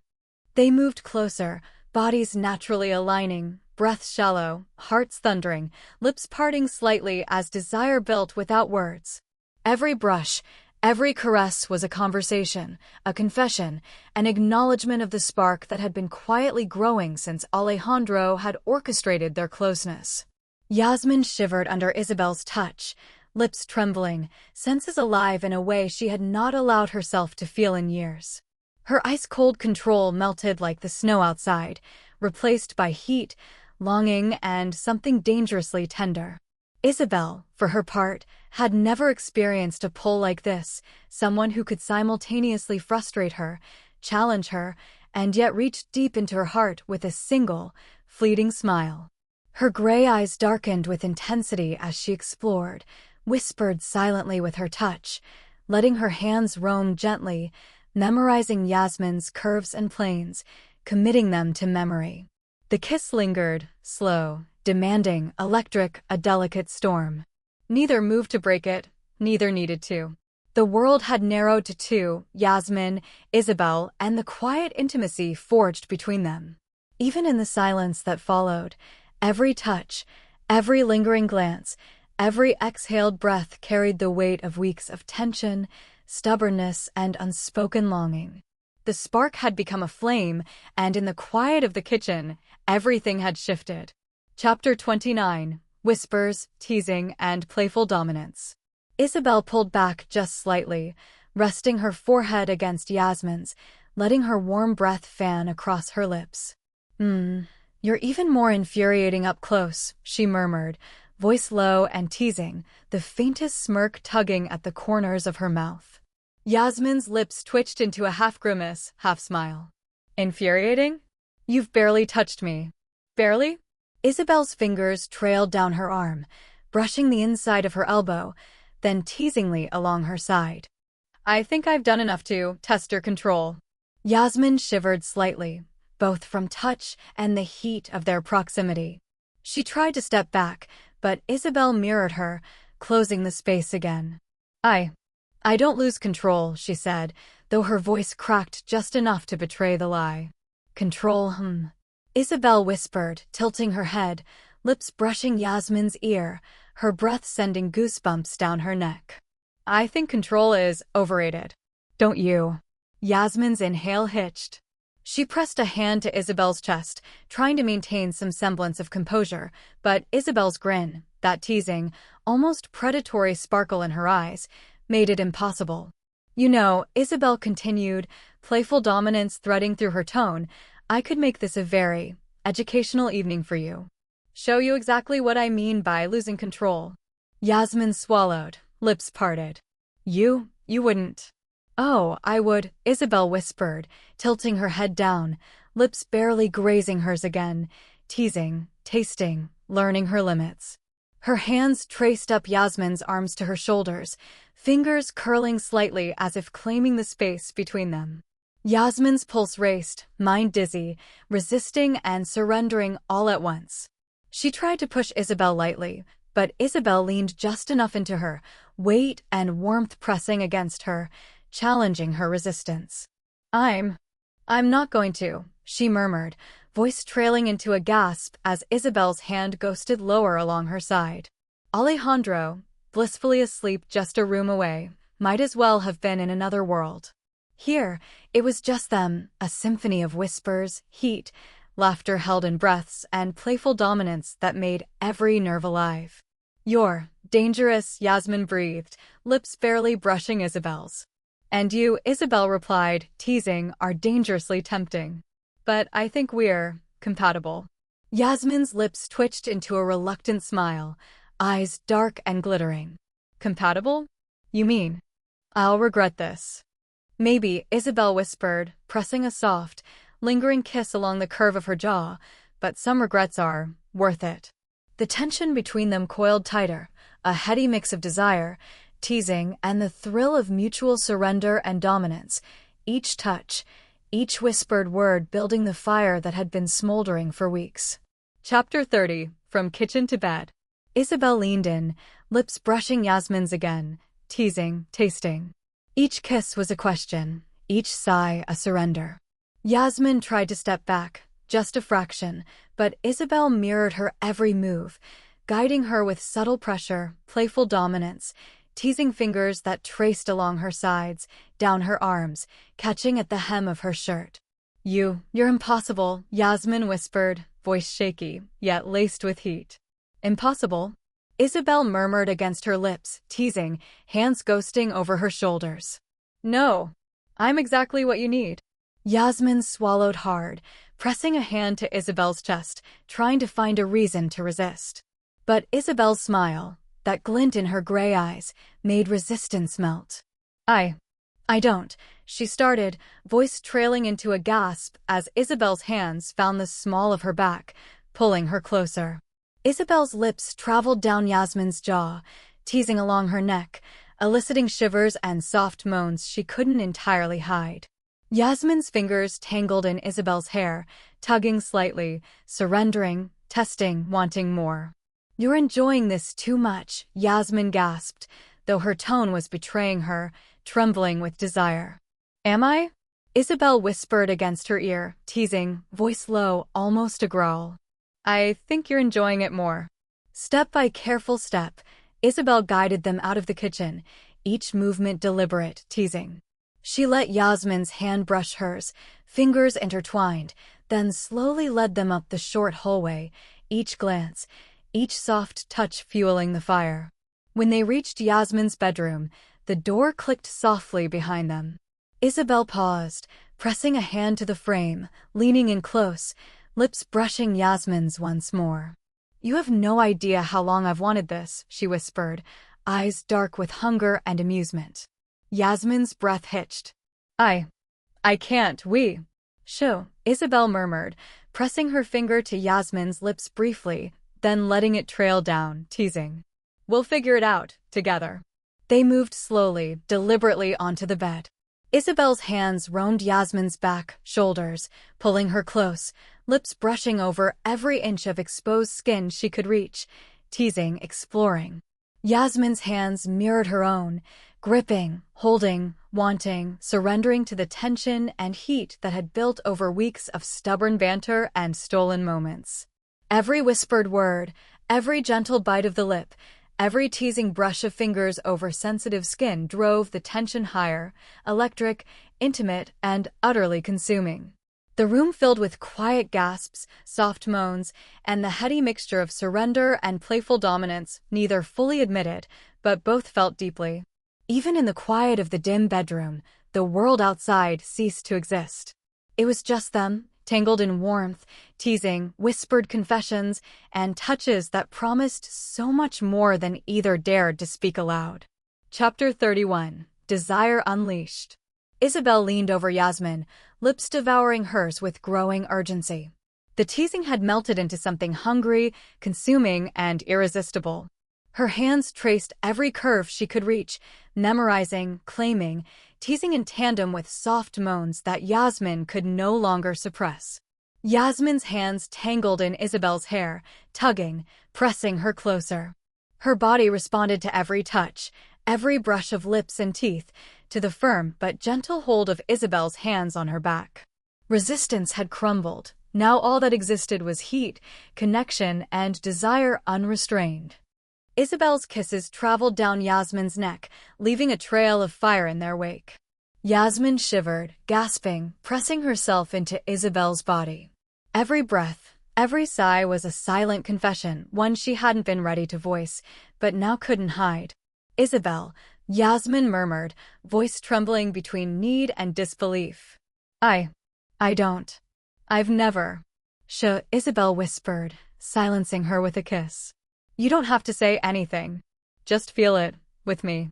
Their bodies pressed together, hips brushing, hands roaming freely now, exploring what had been simmering for weeks. The subtle dominance of Isabel, the way she guided, teased, and took the lead, mingled perfectly with Yasmin's fierce, stubborn surrender, a delicious push and pull of control and want. Isabel's lips traced along Yasmin's collarbone, biting lightly, tasting, eliciting a gasp. Yasmin arched instinctively, fingers pressing into Isabel's back, drawing her closer, claiming her in turn. Every movement, every brush of skin on skin, every whispered name, every soft moan built a symphony of heat and longing. They were tangled in desire, teasing, claiming, exploring, letting the attraction that had simmered for weeks finally breathe and roar. Isabel's hands roamed lower, teasing along the curve of Yasmin's hips, pressing and grazing with deliberate intent. Yasmin, breathless, lost in the fire of the moment, let herself give in fully, the walls she had held so carefully completely gone, replaced with raw, undeniable need. Their kisses deepened, tongues brushing, teeth nipping playfully, mingling dominance with surrender, passion with tenderness. Every touch was an unspoken declaration. Weeks of tension, stubbornness, and stolen moments had led here, and neither of them wanted to stop. The world outside ceased to exist. Alejandro, the apartment, the snowstorm, they were gone.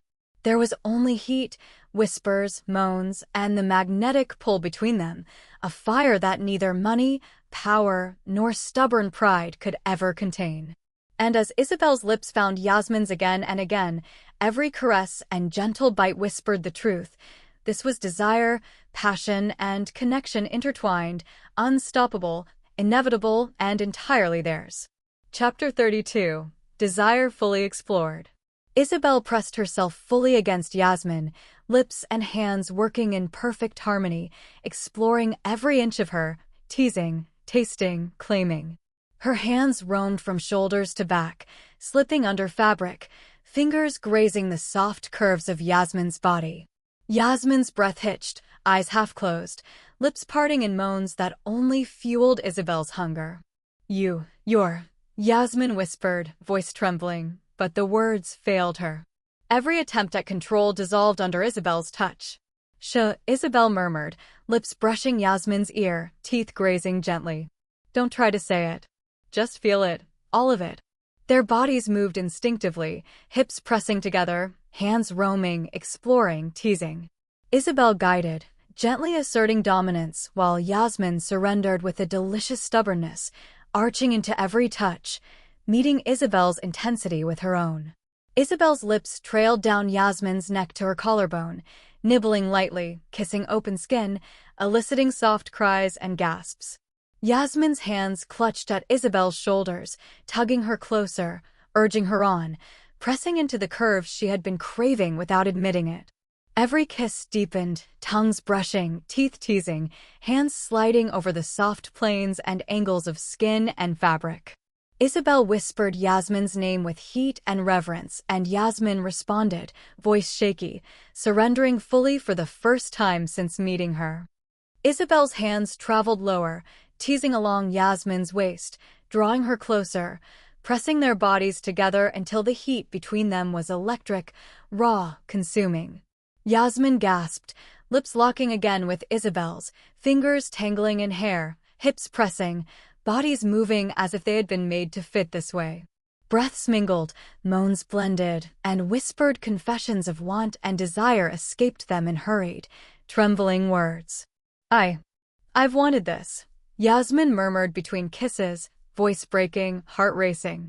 And I've waited for you, Isabel replied, voice husky, teeth grazing lips, hands roaming, claiming, exploring. Every moment, every look, every stubborn fight led here. They sank onto the bed, a tangle of limbs, warmth, and desire. Kisses became deeper, more demanding. Hands roamed with abandon, exploring, memorizing, claiming the curves and planes of the other's body. Isabel's teasing dominance, Yasmin's stubborn surrender, they fit together in a rhythm as old as desire itself, perfectly matched, impossible to resist. Even in their intensity, there was tenderness, the careful, reverent way Isabel cupped Yasmin's face, the soft, hesitant touches that said more than words ever could. Yasmin returned them in kind, every gasp, every tremble, every sigh an admission of surrender and trust, letting the desire fully take over. Time became meaningless. There was only heat, only whispered names, only the ecstasy of exploration, of passion long restrained now unleashed. Every touch, every kiss, every brush of skin against skin drove them further, higher, until the world outside ceased to exist and nothing mattered but this fire between them. Chapter 33: Emotional Crescendo Alongside Physical Intimacy. Isabel hovered over Yasmin, lips tracing kisses along her jaw, shoulders, and collarbone, hands roaming with both desire and reverence. Every brush of fingers over skin whispered what she couldn't say aloud. I've wanted you. I've needed you, I see you. Yasmin's hands clutched Isabel's shoulders, but they weren't pushing her away. They were anchoring her, silently asking for more. Her breath came in shallow gasps, lips trembling against Isabel's in a kiss that was now as much about trust as it was about lust. Isabel, Yasmin whispered, voice trembling. I've never felt like this before. Isabel paused briefly, gray eyes locking with hazel, heat mingling with something softer, almost reverent. I know, she murmured. I feel it too. Every moment. Every glance. Every time you challenged me. I wanted you more. Not just for desire, but for you. Yasmin's chest tightened. She had spent so long shielding her heart, so long building walls to protect herself and Alejandro, that admitting this, feeling this, was terrifying and exhilarating all at once. She pressed closer, surrendering in both body and spirit. I don't know if I can let anyone in like this, she confessed, voice breaking in whispered fear. You can, Isabel replied, voice low and steady, lips brushing hers again. I'm not going anywhere. Not tonight. Not ever. You don't have to be afraid. Not with me. The words wrapped around Yasmin like a warm blanket, and she melted slightly under them, releasing the tension she hadn't realized she was holding. Every kiss, every brush of Isabel's hand over her body was a promise, a declaration that desire and tenderness could coexist. Isabel's lips trailed lower, teasing along her neck and shoulders, eliciting soft moans and gasps, but always returning to her face, eyes searching hers. Look at me, Isabel whispered, capturing Yasmin's gaze. Every part of you is breathtaking. Every stubborn argument, every defiance, every laugh. I've memorized it all. And I'm not letting go. Yasmin's fingers trembled over Isabel's back. You really see me? She breathed, disbelief and longing mingling. Not just the walls I put up, but me? I see all of you, Isabel replied, pulling her closer, pressing her lips to Yasmin's again, softer now, lingering. And I want all of you, for as long as you'll let me. The honesty, the vulnerability, mingled with the heat of their bodies entwined, creating a storm of sensation that was both physical and emotional. Every caress became a love letter, every gasp a confession, every kiss a vow. Yasmin's walls had fallen, piece by piece, replaced by trust and desire. And Isabel, who had always been ice and precision, felt her own heart soften completely, melting under Yasmin's surrender, under the intimacy they were building together. As their hands roamed freely, Their lips met again and again, and their bodies pressed closer. It became clear. This was no longer just about stubborn banter, teasing, or desire. It was connection, trust, and love forging its path through heat and vulnerability, a crescendo that neither wanted to end. Isabel's hands dipped lower, feeling the warmth of Yasmin, and with a soft gasp, she felt the release under her fingers. Even the quiet breaths, the soft moans, the gentle tangling of limbs, spoke volumes. They had found each other in every way possible, both physically and emotionally, and nothing, no stubbornness, no pride, no past wounds, could undo what had ignited tonight. Chapter 34. Slowly coming down together. Isabel shifted beside Yasmin, careful not to disturb the delicate closeness they had built. Her hands traced gentle, absent-minded patterns along Yasmin's back and shoulders, fingers lingering on places that had set off sparks just moments ago. Yasmin's breathing slowly steadied, her head resting against Isabel's chest, listening to the steady, grounding thrum of her heartbeat. They didn't speak at first. There was no need. Every brush of skin, every soft exhale, every half-smile and tiny sigh said more than words ever could. The teasing, the heat, the tension, they had all been released, replaced with soft warmth, quiet wonder, and a tender intimacy. You smell like, Yasmin murmured softly, breaking the silence, her voice still husky, fingers lightly tracing Isabel's collarbone. Like desire? Isabel teased lightly, a soft smile tugging at her lips. Or like you. Yasmin's lips twitched into a small, reluctant smile. Both, she whispered, nuzzling closer, pressing her cheek against Isabel's chest.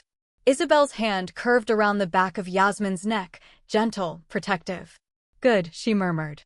Because I want this, you, right here, right now, as long as you'll let me.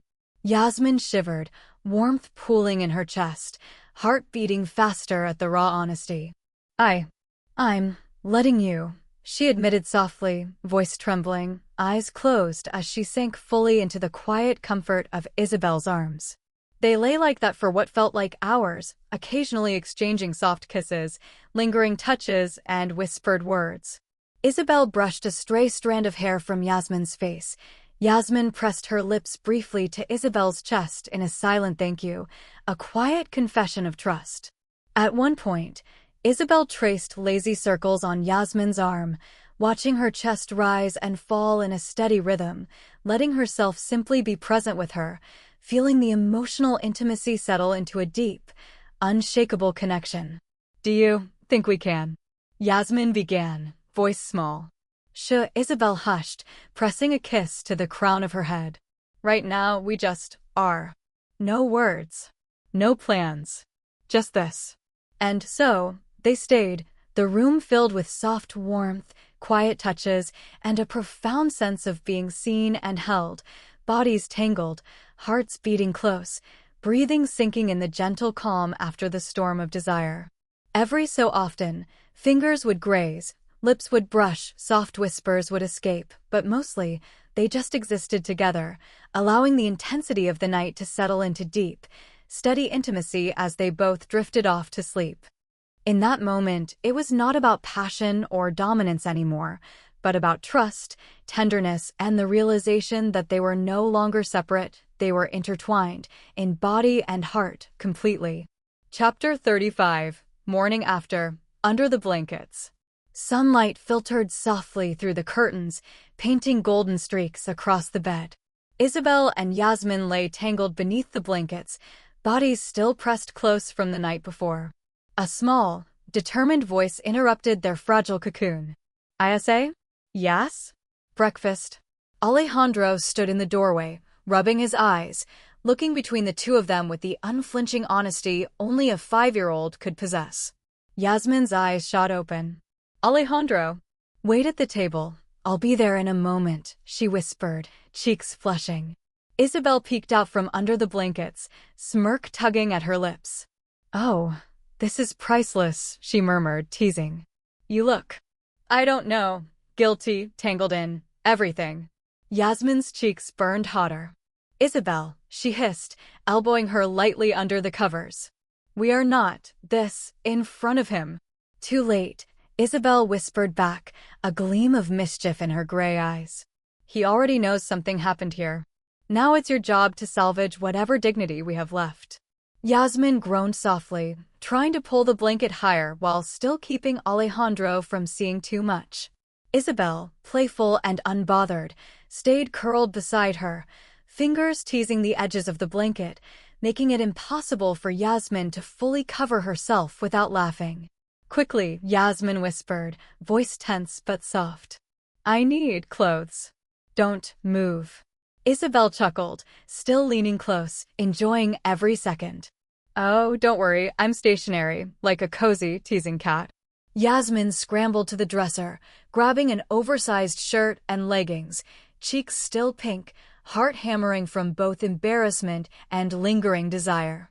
She slipped into the clothes as quickly as possible, fumbling with buttons, hair still messy from sleep, while Isabel remained under the blankets, grinning devilishly. Almost done, Yasmin muttered, glancing at the doorway, hearing Alejandro shuffled impatiently in the kitchen. You, stay there. I'll come make breakfast. Isabel finally peeked over the edge of the blankets again, voice low and teasing. You're adorable when you're flustered, even more than last night.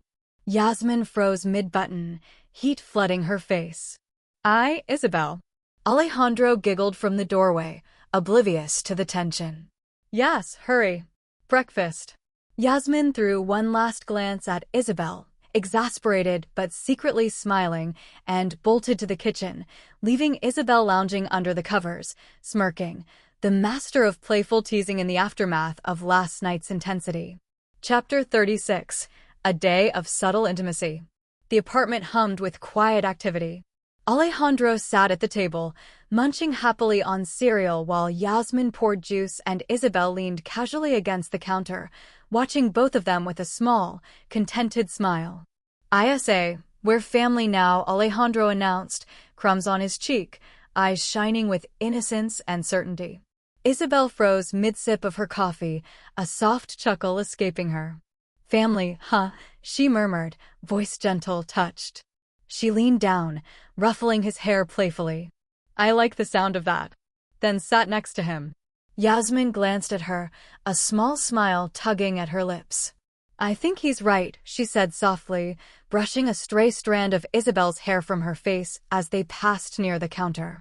The gesture was small, almost unnoticeable to anyone else, but loaded with warmth and shared understanding. Alejandro climbed onto Isabel's lap briefly, chattering about his plans for the day, and she listened, ruffling his hair, making faces, and laughing along. Every touch, every shared laugh, every casual brush of hands between Isabel and Yasmin held a subtle electricity, a reminder of what had happened the night before, but tempered with tenderness and comfort. Throughout the day, Isabel lingered near Yasmin, offering soft touches, a hand on her shoulder as she poured coffee, brushing her fingers against hers while sorting through papers, standing a little too close when they discussed designs. Yasmin caught each one, heart-skipping, but played it cool, responding with sharp eyes and quick banter that had them both grinning beneath the surface.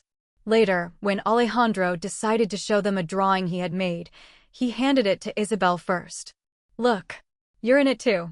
"All three of us," he beamed. Isabel's eyes softened, glancing at Yasmin. "I love it," she said, voice low, gentle, but full of meaning. She ruffled Alejandro's hair again and kissed the top of his head. "Family, yeah, I like that."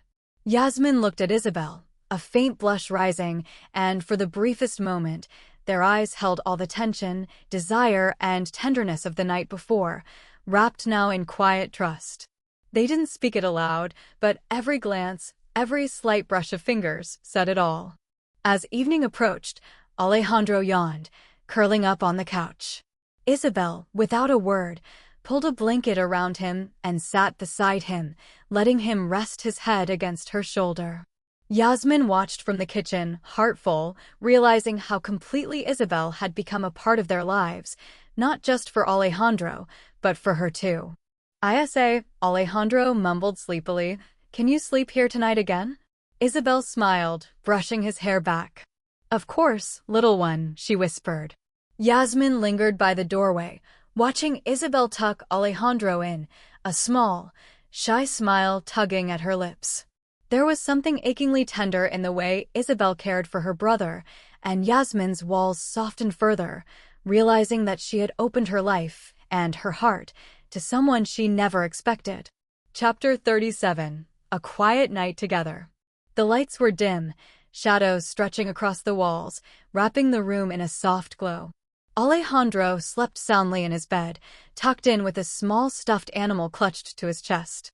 The quiet of the apartment was almost sacred, and in the stillness, the space between Isabel and Yasmin seemed to hum with unspoken tension and tender longing. Isabel sat beside Yasmin on the couch first, careful to give her space, but close enough that the warmth radiating from their bodies made every brush of clothing, every inadvertent touch electric. Yasmin's hands twitched slightly, fingers grazing Isabel's as she reached for the blanket. Isabel noticed and smiled softly, letting her hand linger a fraction longer than necessary. "You okay?" Isabel whispered, voice low, intimate. Yasmin swallowed, cheeks faintly flushed, her breath catching.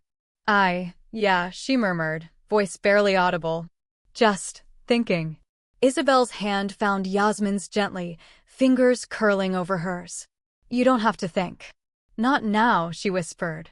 "Just feel." And Yasmin did. She leaned slightly into Isabel, letting herself relax, letting the warmth of her body, the steadiness of her presence, melt away the last remnants of hesitation.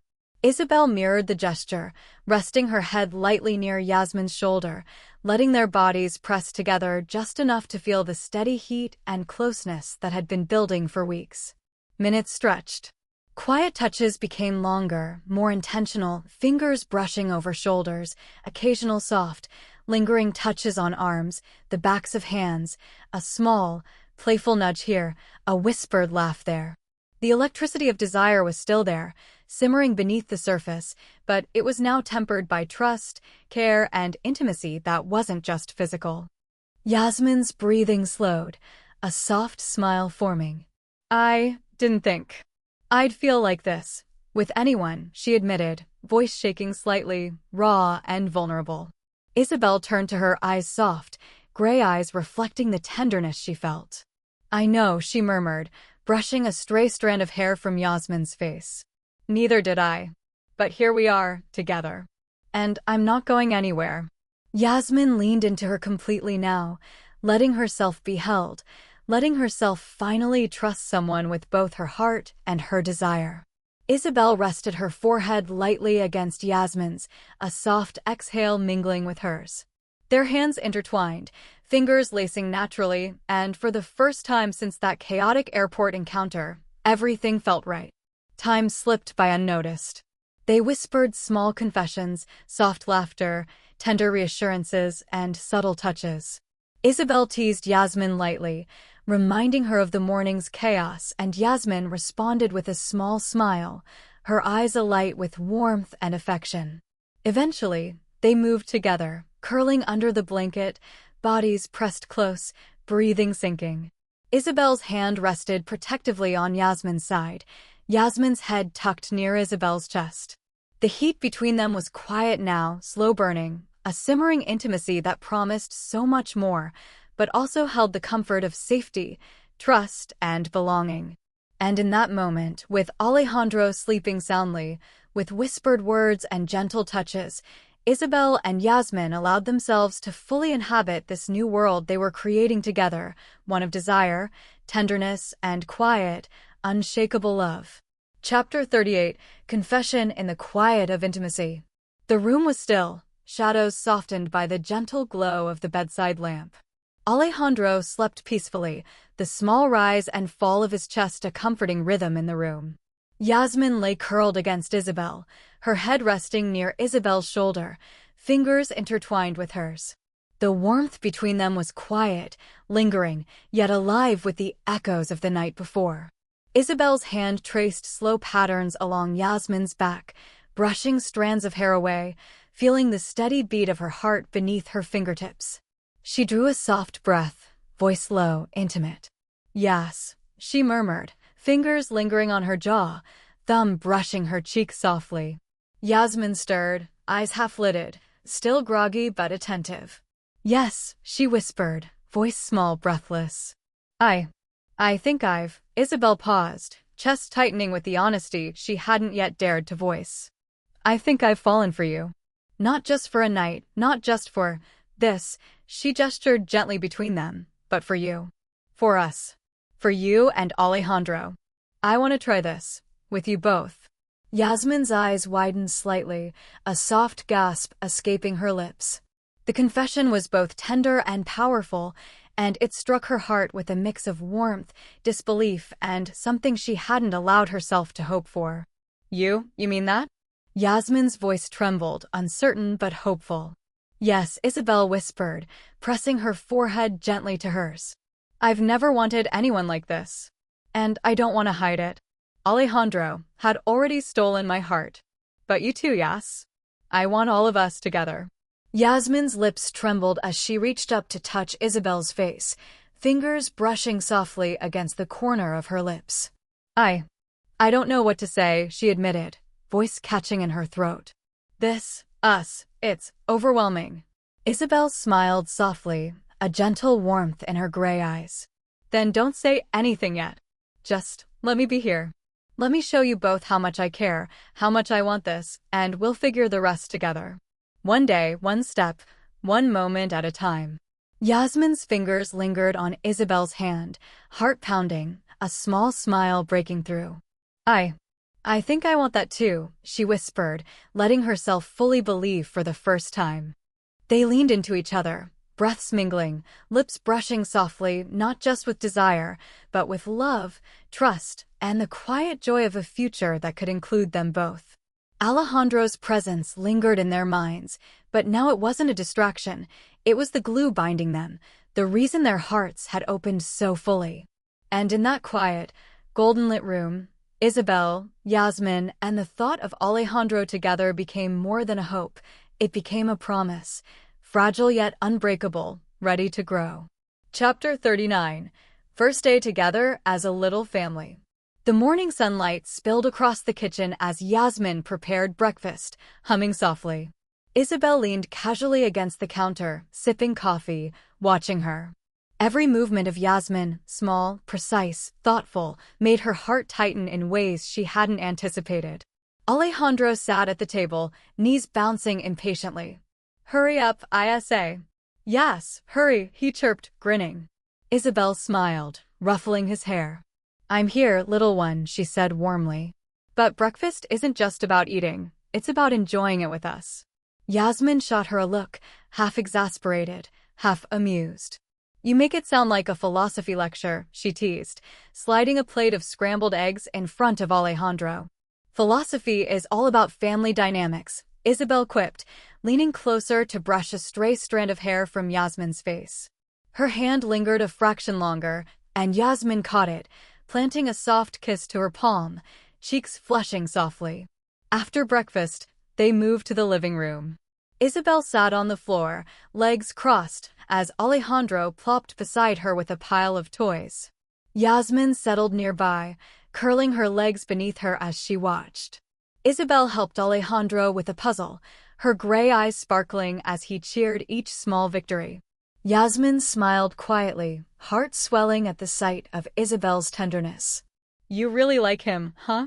Yasmin asked softly, tone teasing but gentle, as she watched Isabel laugh at Alejandro's antics. Isabel glanced at her, smirk tugging at her lips. "I like him a lot. But I like this too," she murmured, gesturing subtly toward Yasmin. "Both of you. I think I could get used to this little family of ours." Yasmin's heart skipped. "Little family, huh?" she repeated, almost to herself, then reached out, brushing Isabel's hand lightly. "I think I could get used to it too." The day flowed with gentle chaos. Alejandro insisted on helping them plan the family schedule, which mostly meant bringing random toys into the kitchen, Isabel playfully arguing that the stuffed dinosaur didn't belong in the coffee cup, and Yasmin rolling her eyes while secretly laughing. Later, they went outside for a walk. Isabel held Alejandro's hand, and Yasmin trailed close behind, their proximity natural, almost instinctive. Small touches, hands brushing, shoulders nudging, fingers linking, were subtle but meaningful. Every glance carried warmth, desire, and a shared understanding that this little family unit was growing stronger by the moment. By the evening, Alejandro fell asleep on the couch while Isabel sat beside him, gently brushing his hair back. Yasmin watched from the kitchen doorway, feeling something softening in her chest, a mix of affection, desire, and gratitude. She joined them, slipping an arm around Isabel from behind, resting her head lightly on her shoulder. "No one's leaving, right?" Isabel whispered softly, fingers brushing Yasmin's hand. "No," Yasmin murmured, voice low, warm. "We're staying together." And in that quiet, simple moment, it was more than desire, more than playfulness. It was family, trust, and the first real sense of belonging. The kind of belonging that binds hearts together quietly, deeply, and irrevocably. Chapter 40, Milan Fashion Week, The Triumph. The backstage of Milan Fashion Week buzzed with controlled chaos, models flitting in heels, stylists adjusting hemlines, and assistants scrambling to keep everything perfect. Isabel stood quietly at the edge, her gray eyes scanning the scene with a mixture of pride, admiration, and anticipation. This is all hers," she murmured to herself, voice low, heart swelling. Yasmin adjusted a model's coat with precise, confident movements, her hazel eyes alight with focus and brilliance. Every stitch, every fold, every daring cut spoke of her raw talent, her vision, her voice finally unrestrained. The lights dimmed. The music swelled, and the first models stepped onto the runway. The crowd gasped, murmured, and then erupted into applause as Yasmin's designs unfolded one by one, sharp, elegant, provocative, and utterly original. The fabrics danced under the lights, each piece a statement of power, vulnerability, and artistry. Isabel's chest tightened. She watched the audience lean forward, critics scribbling notes furiously, influencers snapping photos, buyers whispering to one another. This is her moment. She felt a proud swell in her chest, not just for Yasmin, but for the partnership they had forged, for the family they were building, for the barriers broken and the risks taken. Alejandro, perched on a high chair behind the curtain with Yasmin's assistant watching him, clapped and cheered, small but fierce. "That's my ISA. That's my Yasa's clothes," he shouted gleefully. The assistant shushed him gently, but Isabel's heart melted at the sheer joy radiating from him. Backstage, Yasmin's lips were slightly parted, a rare mix of triumph and disbelief crossing her face. She turned to Isabel, eyes shining.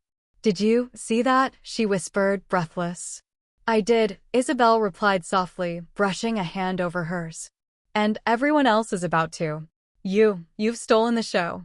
The models completed the final walk, bowing to the cheering crowd, and the applause thundered like a wave crashing over the entire venue. Isabel, unable to contain herself, leaned forward, cupping Yasmin's face in her hands. "You did it," she murmured. "Every stitch, every line, it's brilliant. The world sees you now."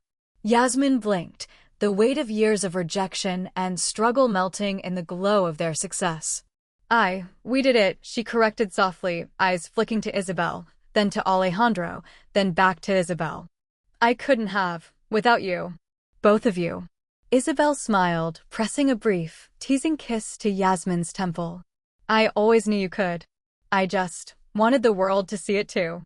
And Alejandro, well, he's the one who made me see the best in all of you." Alejandro laughed, clapping his tiny hands. "We're a team. Right, ISA?" "Yes, little one," Isabel replied, voice warm and full of laughter. She lifted him into her arms, spinning him around slightly, and Yasmin joined, wrapping her arms around both of them. In that perfect, chaotic moment, the applause outside the curtain faded into background noise, irrelevant compared to the bond, love, and triumph they were sharing in that quiet, backstage corner. The success wasn't just about fashion, it was about trust, vision, family, and love. And in that golden Milan moment, They were unstoppable. Chapter 41. The Showstopper, A Proposal in Milan. The lights blazed down on the runway stage, dazzling the audience. Yasmin stood at the center, taking in the waves of admiration and flashes from cameras, her designs finally basking in the recognition they deserved. She felt a surge of pride, her chest tight with emotion. Every late night, every rejection, every small triumph had led to this. And then she saw him. Alejandro, dressed in a tiny tuxedo, his little chest puffed up with seriousness and excitement, making his way toward her across the stage. She blinked, confusion flickering across her face. "Alejandro," she whispered under her breath, unsure if this was some playful trick or a carefully plotted scheme. And then, from behind him, Isabel appeared, walking with that confident, poised grace that always left Yasmin breathless. Isabel's gray eyes locked with hers, warm and sparkling with something deeper, more powerful than any applause could convey. Alejandro stopped a few feet away, clutching a small velvet box with delicate care. Isabel knelt slightly, letting him take the lead in presenting it, her hand resting gently on his back. "Go on, little man," she whispered softly, voice full of warmth and pride. Alejandro held the box out to Yasmin, looking up at her with wide, serious eyes. "For you, Yas. From Isa and me." Yasmin's heart skipped violently. Her fingers trembled slightly as she reached for the box, eyes darting between the ring, Alejandro, and Isabel, who had risen now, poised and radiant, her presence commanding and tender all at once. "Yasmin," Isabel's voice was low but carried across the quiet hush that had suddenly fallen over the audience and backstage. "I've watched you create worlds from nothing, build beauty from your hands and heart. I've seen the way you care, the way you fight for what's yours, and I've fallen for all of it. For you, for Alejandro, for us. I love you, Yasmin Criado. Will you marry me?" The world seemed to hold its breath. Yasmin's eyes glistened, emotions crashing through her, shock, joy, disbelief, and a deep, overwhelming love.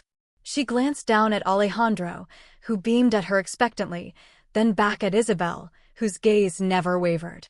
"Yes," Yasmin whispered, voice trembling, a tear slipping down her cheek. "Yes, I will." Isabel's hand brushed over hers, closing the box, slipping the ring onto Yasmin's finger with delicate reverence, and kissed her softly. Alejandro clapped, hopping in Isabel's arms, and they both turned to Yasmin with radiant smiles. "You said yes." Isabel breathed, holding Yasmin close, their foreheads touching, smiles mingling with soft laughter and the echo of applause from the runway. "I did. I love you, Isabel Carmen de Simone, always." Alejandro giggled, hugging both of them. "We're family now forever." Yasmin laughed through tears, pressing soft kisses to both Isabel and Alejandro. "Forever," she whispered, voice full of love, gratitude, and the promise of every tomorrow they would share. The crowd outside the stage erupted as cameras captured the moment, but for them, it was just the three of them, a tiny family bound by love, trust, triumph, and undeniable desire, standing together at the pinnacle of both life and heart. Chapter 42. Private Celebration, the three of them. The apartment was softly lit, a golden halo of warmth that contrasted the cold Milan night outside. Alejandro was perched on Isabel's lap, still buzzing from the excitement, tiny tuxedo now replaced by pajamas, his hair tousled from the whirlwind of the day. "Can we have cake now?" he demanded, pointing dramatically at a small celebratory dessert on the counter. "Of course, little man," Isabel said with a laugh, brushing his hair back as he wiggled with impatience. She looked at Yasmin, who was slicing the cake with a careful, almost ritualistic precision, her hazel eyes sparkling. "Cut the cake, Yas," Alejandro urged, bouncing slightly. As Yasmin handed a slice to Isabel, their fingers brushed. The touch lingered, a subtle electric reminder of the night before, of whispered confessions, of hearts laid bare. Isabel's smirk was soft, but teasing. "You're full of surprises," she murmured. "I am just getting started," Isabel whispered back. "And you've clearly stolen my heart," Yasmin whispered back, voice low, warm. Their eyes locked, the rest of the world fading away. Alejandro chattered about the runway, the proposal, and how he made it happen, pointing proudly at both of them. I helped. You're mine forever now, he announced, arms flinging wide. You got us, little one, Isabel said softly, pressing a gentle kiss to his temple. Forever. You, me? Yes, us. After cake, they sank onto the couch, Alejandro nestled between them, still buzzing with energy. Isabel rested her arm around Yasmin, pulling her close, and Yasmin leaned into her naturally, the comfort and trust they shared mixing effortlessly with simmering desire. Do you realize, Isabel said quietly, brushing Yasmin's hair back, that today, all of this, it started with you and that stubborn refusal at the airport, and now, her words trailed off as she pressed her lips briefly to Yasmin's temple, fingers brushing her cheek. Yasmin tilted her face toward her, lips soft against Isabel's. I know, she whispered, a smile tugging at the corners. And I wouldn't change a thing. Not a single moment. Alejandro yawned, heavy-eyed but grinning, and Isabel scooped him into her arms. Time for bed, little man, she said. Tomorrow, we keep building our little family. Yasmin followed, brushing a soft hand along Isabel's back, eyes full of desire, trust, and affection, knowing that this was just the beginning, not just of their love, but of the family they were creating together. Alejandro fell asleep, his small face serene and trusting. Isabel and Yasmin lingered near him, sitting side by side, hands intertwined, fingers lacing naturally, hearts quietly synced. The night hummed around them, intimate, tender, and theirs alone, full of laughter, whispered words, and the unspoken promise that this family, this love, was here to stay. Eventually, they moved to the couch, curling up together, bodies pressed close, breaths mingling. Isabel's fingers traced patterns along Yasmin's arm. Yasmin rested her head lightly on Isabel's shoulder, and in the soft, golden glow of their home, every fear, every wall, every past heartbreak melted away. It wasn't just desire anymore. It wasn't just passion. It was love, family, and belonging wrapped in warmth, laughter, and whispered promises of forever. Chapter 43. A Family Outing, Milan in Winter. The morning was crisp, the remnants of the rare snowstorm sparkling along the Milanese streets. Alejandro bounced on the balls of his feet, pulling Isabel and Yasmin along the sidewalk. His excitement was infectious. Where are we going first? He asked, eyes wide behind his little scarf. You'll see, Isabel said with a smirk, holding his hand tightly as she walked beside Yasmin, their fingers brushing naturally. Yasmin grinned, enjoying the teasing, subtle intimacy between the two, a warmth blooming in her chest. Their first stop was a small artisan cafe, known for its hot chocolate and delicate pastries. Alejandro chose the chocolate with extra whipped cream, insisting Isabel and Yasmin try it too. Isabel winked at Yasmin as she fed a spoonful to Alejandro. See? Family outings are even sweeter than cake inside, she whispered. Yasmin laughed softly, brushing a hand over Isabel's as they passed the sugar-laden treats. Their fingers lingered, a subtle reminder of the closeness and trust simmering between them, even in the middle of the bustling cafe. Next, they wandered toward the Piazza del Duomo, the snow crunching under their boots. Alejandro ran ahead, Isabel and Yasmin following, calling his name with laughter. When he stopped at the Christmas market stalls, eyes wide at the trinkets, Isabel lifted him to her shoulders. Hold still, little man. You need to see everything properly, she said, smiling at Yasmin, who watched them both with soft admiration. At a stall with handmade toys, Alejandro picked a small wooden car for himself, but then, with a sly grin, handed one to Yasmin. For you, Yas, he said solemnly. Yasmin knelt down to take it, brushing a stray strand of Isabel's hair as she did. Isabel noticed, a smirk tugging at her lips, and subtle tension and desire danced between them, wrapped in playful smiles. Later, as the sun began to dip low, casting a golden glow over the city, they found themselves at a frozen pond, watching children glide across the ice. Alejandro tugged Isabel's hand eagerly, wanting to try, and Yasmin linked her arm with Isabel's as they both stepped onto the ice cautiously. Isabel steadied Alejandro with one hand, Yasmin's with the other, and together, they moved carefully but joyfully, laughter ringing out across the square. Each stumble, each accidental brush, each quiet word shared while keeping Alejandro safe added layers to their bond, intimacy interwoven with care, trust, and love. When they finally left the pond, cheeks flushed and hearts full, they huddled together for warmth, Alejandro nestled in the middle, hands clasped with both adults. Isabel leaned slightly toward Yasmin, voice low and teasing. "See? I told you. Family outings are full of unexpected closeness," she murmured, brushing fingers across Yasmin's hand, her gaze soft but mischievous. Yasmin rolled her eyes but smiled, her heart thudding. "You're impossible," she said softly. But the warmth in her tone, the slight squeeze of Isabel's hand in response, spoke volumes about the quiet desire, trust, and love between them. As they headed home, Alejandro chatting excitedly about the day's adventures, Isabel and Yasmin shared a quiet look, the unspoken acknowledgement lingering. Their bond was stronger than ever, their love deepening not just through passion, but through the shared joy and chaos of life together. Chapter 44. Quiet Intimacy. After Alejandro sleeps. The apartment was hushed, the glow of a single lamp casting long, warm shadows across the living room. Alejandro's small snores floated up from his bedroom, and the faint scent of his pajamas still lingered in the air, a reminder of the day's adventures and laughter. Isabel sat cross-legged on the couch, a soft blanket draped over her legs. Yasmin perched beside her, knees brushing against Isabel's, hands tentatively resting on her own lap. For a moment, neither spoke, just listening to the quiet, feeling it, letting it wrap around them like a gentle cocoon. "You smell like him," Yasmin murmured softly, voice almost a whisper, nodding toward the lingering scent of Alejandro.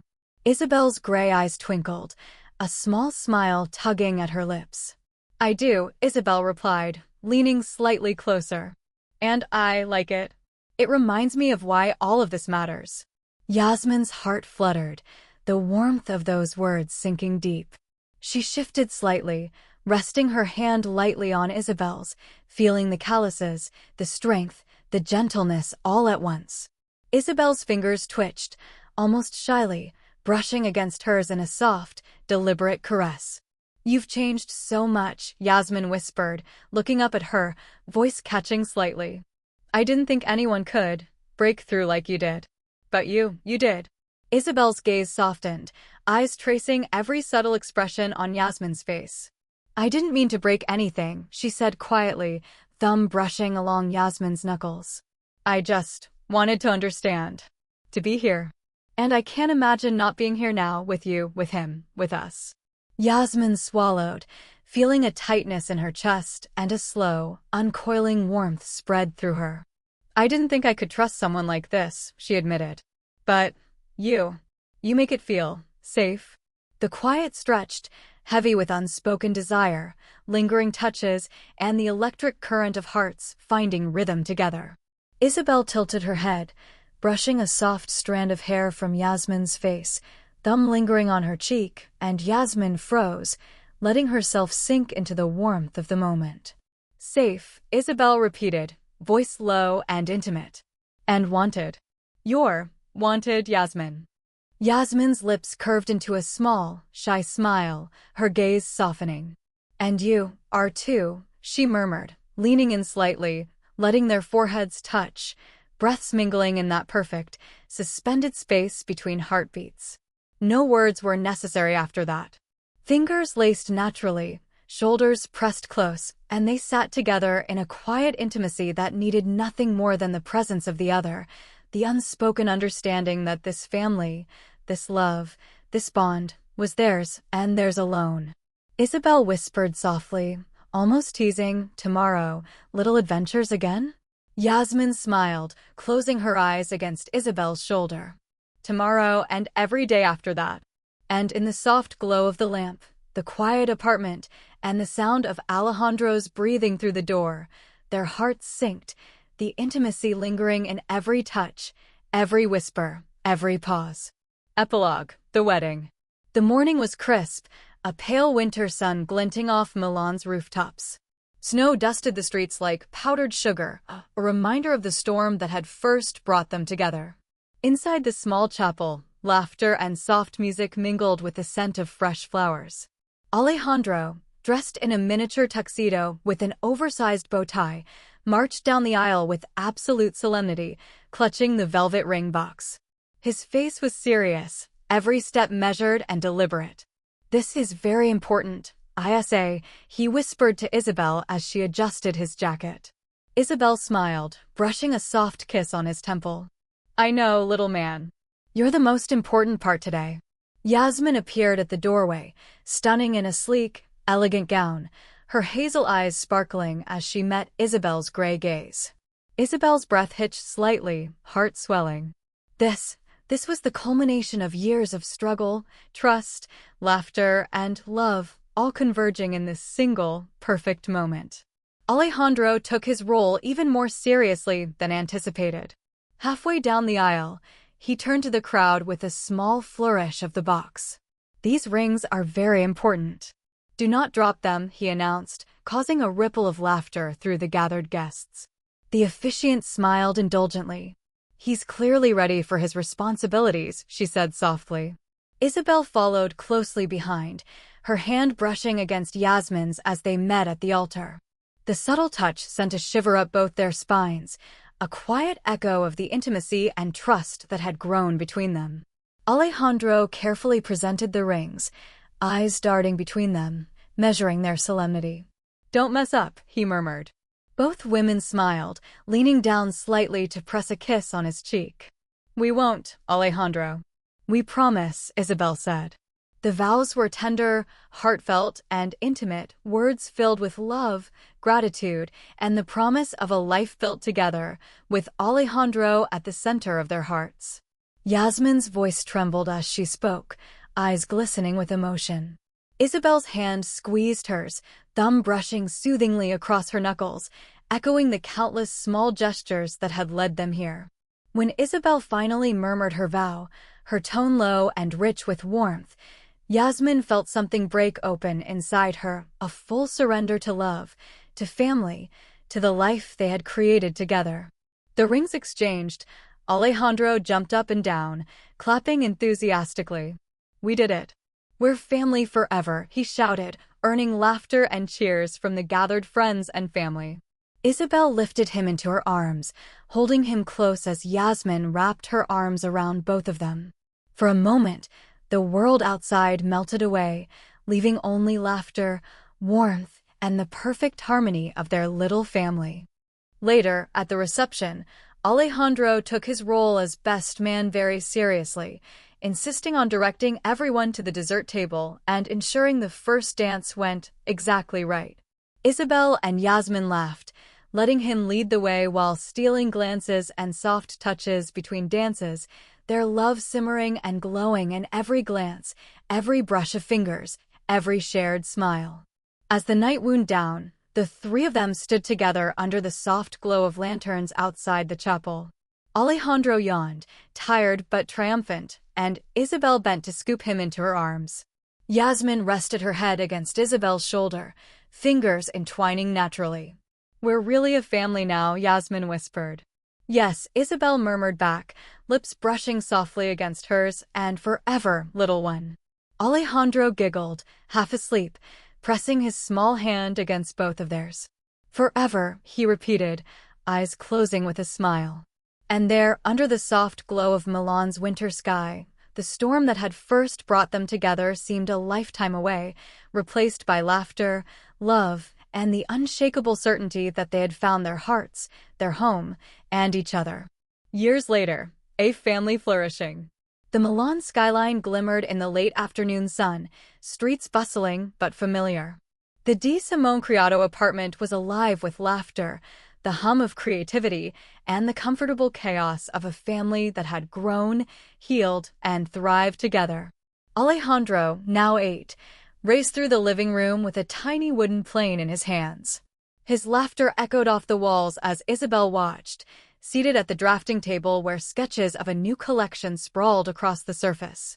Her gray eyes sparkled with the same quiet fire as they had years ago, tempered now with a warmth and depth that only family and love could forge. "Slow down, little man," Yasmin called from the kitchen, wiping her hands on a towel, her hazel eyes alight with amusement. She glanced at the sketches Isabel had been refining, Yasmin's designs now a cornerstone of Sartoria del Lago, celebrated worldwide for their daring elegance and soul. Alejandro skidded to a stop in front of them, puffing with excitement. "Yes, ISA. Look, I made the plane fly." He held it out proudly. Isabel knelt, taking the plane in her hands, and Yasmin crouched beside them, eyes shining. "It's perfect," Isabel said softly, ruffling his hair. "Just like you." "And just like us," Yasmin added, leaning her head against Isabel's shoulder for a brief, intimate moment that saturated the room with the quiet warmth of their love. Later, in the studio, Yasmin's team buzzed with energy, but Isabel and Yasmin shared a quiet glance across the room, their hands brushing briefly as a subtle reminder of everything between them. From the runway triumphs to quiet nights after Alejandro's bedtime. Alejandro, tired from a day of play, curled up on the sofa with a book, his head resting on Isabel's lap. Yasmin knelt beside them, brushing back his hair. "You two are my everything," she whispered softly, eyes meeting Isabel's, the unspoken depth of their shared life and love reflected in that gaze. Isabel smiled, pressing a gentle kiss to Yasmin's temple. "And you're ours," she murmured. "Always." The evening settled over the apartment, golden and warm. Outside, the Milan streets twinkled with lights, but inside, the little family thrived in their own world of love, trust, and creativity. Laughter, playful teasing, whispered words, and the quiet intimacy of years spent growing together filled every corner. Alejandro yawned, finally curling up fully in Isabel's arms, and Yasmin draped herself over both of them, the perfect harmony of family, love, and home. For Isabel and Yasmin, the triumphs of the fashion world were sweet, but nothing compared to this, a family forged through patience, stubbornness, courage, and unwavering love. Alejandro's small hand in theirs, their hearts intertwined, they had built a life that was more than success, more than desire. It was forever. And as the night settled softly around them, the three of them remained entwined, laughing softly, whispering plans for tomorrow, and simply existing in the profound comfort of being together. The perfect night. The apartment was still, bathed in the soft golden glow of a single lamp. Outside, Milan twinkled like a sea of stars, the hum of the city distant and gentle. Alejandro slept peacefully between them, his small chest rising and falling, tousled hair brushing Isabel's arm. Isabel's gray eyes softened as she looked down at him, her fingers brushing lightly across his hair, careful not to wake him. Yasmin sat beside them, knees drawn close, one hand resting gently on Isabel's. Their fingers laced naturally, the subtle warmth between them a promise that words could never fully capture. She leaned her head lightly against Isabel's shoulder, eyes closing briefly, savoring the quiet intimacy of the moment. "Forever," Isabel whispered softly, more to herself than anyone, tracing a finger along Yasmin's hand. "Forever," Yasmin echoed, a quiet smile tugging at her lips, their foreheads touching lightly, breaths mingling in the tranquil glow. The room was filled with gentle warmth, the soft weight of trust, and the unspoken joy of being exactly where they belonged. Outside, the city pulsed with life, but inside, the world had melted away, leaving only the three of them, a heart, hand, and home entwined. Alejandro shifted slightly, murmuring in his sleep, and Isabel pressed a soft kiss to his temple. Yasmin rested her hand over theirs, and for a long, quiet moment, they simply existed together, a family forged through love, patience, and courage, the storm of the past a distant memory. And in that stillness, Isabel, Yasmin, and Alejandro's story closed not with an end, but with the perfect beginning of forever. Thank you so much for listening. Please subscribe and like this video and follow me for more stories. You are always welcome here, and leave me a comment or a thumbs up, just letting me know if you like the story and would like more, or is there perhaps an idea that you would like to share or let me write for you.